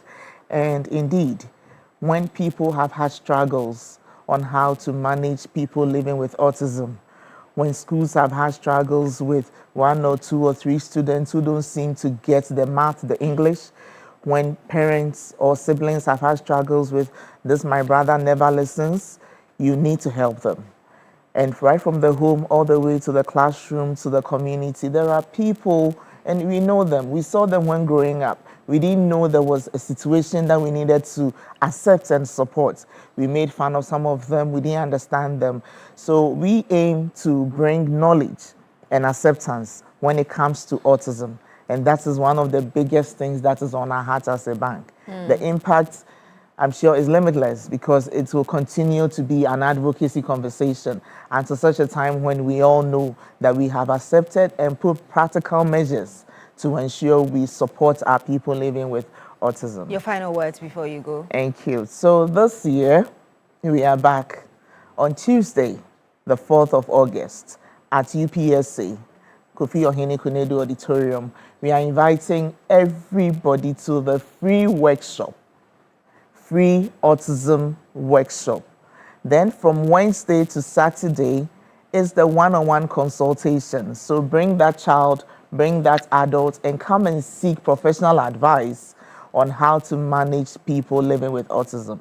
So this Tuesday is critical that every Ghanaian, every person, I'm told schools are on vacation, so teachers, parents, cousins, siblings, aunties and uncles, grandmas, house helps, come and listen to how to manage that child who doesn't want to go by the routine, who doesn't want to listen, whose speech has delayed, who is probably not growing the way you want, who's not feeding well, who doesn't like the noise. These are things that will help you understand how to manage people who have these peculiar nature or behaviors. Thank you very much, Thank you Kukua, for, I'm sorry, Madam Agnes Sewa Bano Owusua from Divisional Head, Corporate Communication and Customer Experience, GT Bank. Thank you so much for coming in, telling us about the music and, of course, about the important subject as well, autism. Thank you for joining in. And it's time to find out who is getting the 3,000 Ghana cedis after playing *439# and picking MG jackpot. And also for those of you, 10 of you who are going to be getting the 200 Ghana cedis each. Koko, are we ready with who has won 3,000 Ghana cedis? Is that what it is? Okay, numbers scrolling. Okay, a big congratulations to you already. 0242-888. -- If this is your number, Blair, I know it is not your number. It looks like so my don't number, smile but it's not yet. mine. Congratulations. Yes. You're getting 3,000 Ghana cedis. Congratulations. Yeah, that's some good money. Yeah, 5,000. We're giving out 5,000 cedis. We promised you. Yeah, a lot of good money. Well, that was my bank, by the way. GT Bank. I'm a customer of GT Bank. Oh, nice. Yeah. Okay. It's a very good bank. Okay. Their digital services are She's rejoicing. Madam Agnes is rejoicing over that. Their digital services are amazing. Yeah, that's nice. That's very nice. It's very easy to get things sorted out. Yes. Nice. Please. But let's do the birthdays now. They are coming up on the screen now. I'll take the first one. Do we repeat the one from Roland? Yeah, we'll do that one again. But this one is coming up on the screen just right now. I'll do the first one. A very good friend of mine, Ilham Al-Hassan. Joseph. May the good Lord bless and keep you. Happy birthday to you, Ilham Al-Hassan. Wait. Ilham Al-Hassan, happy birthday to you. May the good Lord bless and keep you. Okay. Happy 70th birthday to Mr. Kingsley Ampofo from your family. Happy birthday to you, sir. Mr. Ohene. Oh, that's the one from Roland Walker of the Security Department of UPSA. God bless you. We said that still go for the package beyond the birthday wish today. Mr. Richard Dramado, live long from your wife, Mrs. Dramado. Happy birthday to you, sir. Ayuba, happy birthday. Wishes from all your his moms, Auntie Miriam from UK. Lena Nyakwenu, happy birthday to you, ma'am. Dennis Amasa, happy birthday to you, sir. Dickness Ruth McNinson, happy birthday to you, Dickness. Reverend Ebenezer Amo Adade, God bless you, sir. Happy birthday to you. Leroy Clenam Efa, happy birthday, young man. Merridale Mamiesi Sechua Owusu, happy birthday, little one. You're blessed. Professor Jonathan Ni Osbert Amma, campus pastor for AGCM. That's Upper West Region chapter. Madam Mary Konedu Ameyao is coming from your children and grandchildren. Happy birthday to you. Josephine Akosua Kran, happy birthday. Elder Samuel Donko from Richard and Yvonne, happy birthday to you. Auntie Harris from Platinum Ladies Fan Club, happy birthday to you. Happy birthday to you, Ajoa, as well. Another one here from Father Mr. Adams to Sekina, all the best. Mamiya from Emmanuel Frames, God bless you. Auntie Margaret Nelson Kofi, happy birthday to you as well. Oh, from Owaski. Yes. It has been a great, fantastic, interesting, news-packed filled week. All the words. But there's still more news at midday, and there's also the key points tomorrow as well. You can join and have a fantastic idea. I wonder how the airwaves will be like from tomorrow, even from now. Good for boot, it'll be interesting, but don't miss out. My name is Joseph Akabe. Thank you for staying with us. My name is Beatrice Edu. Thank you very much for joining us.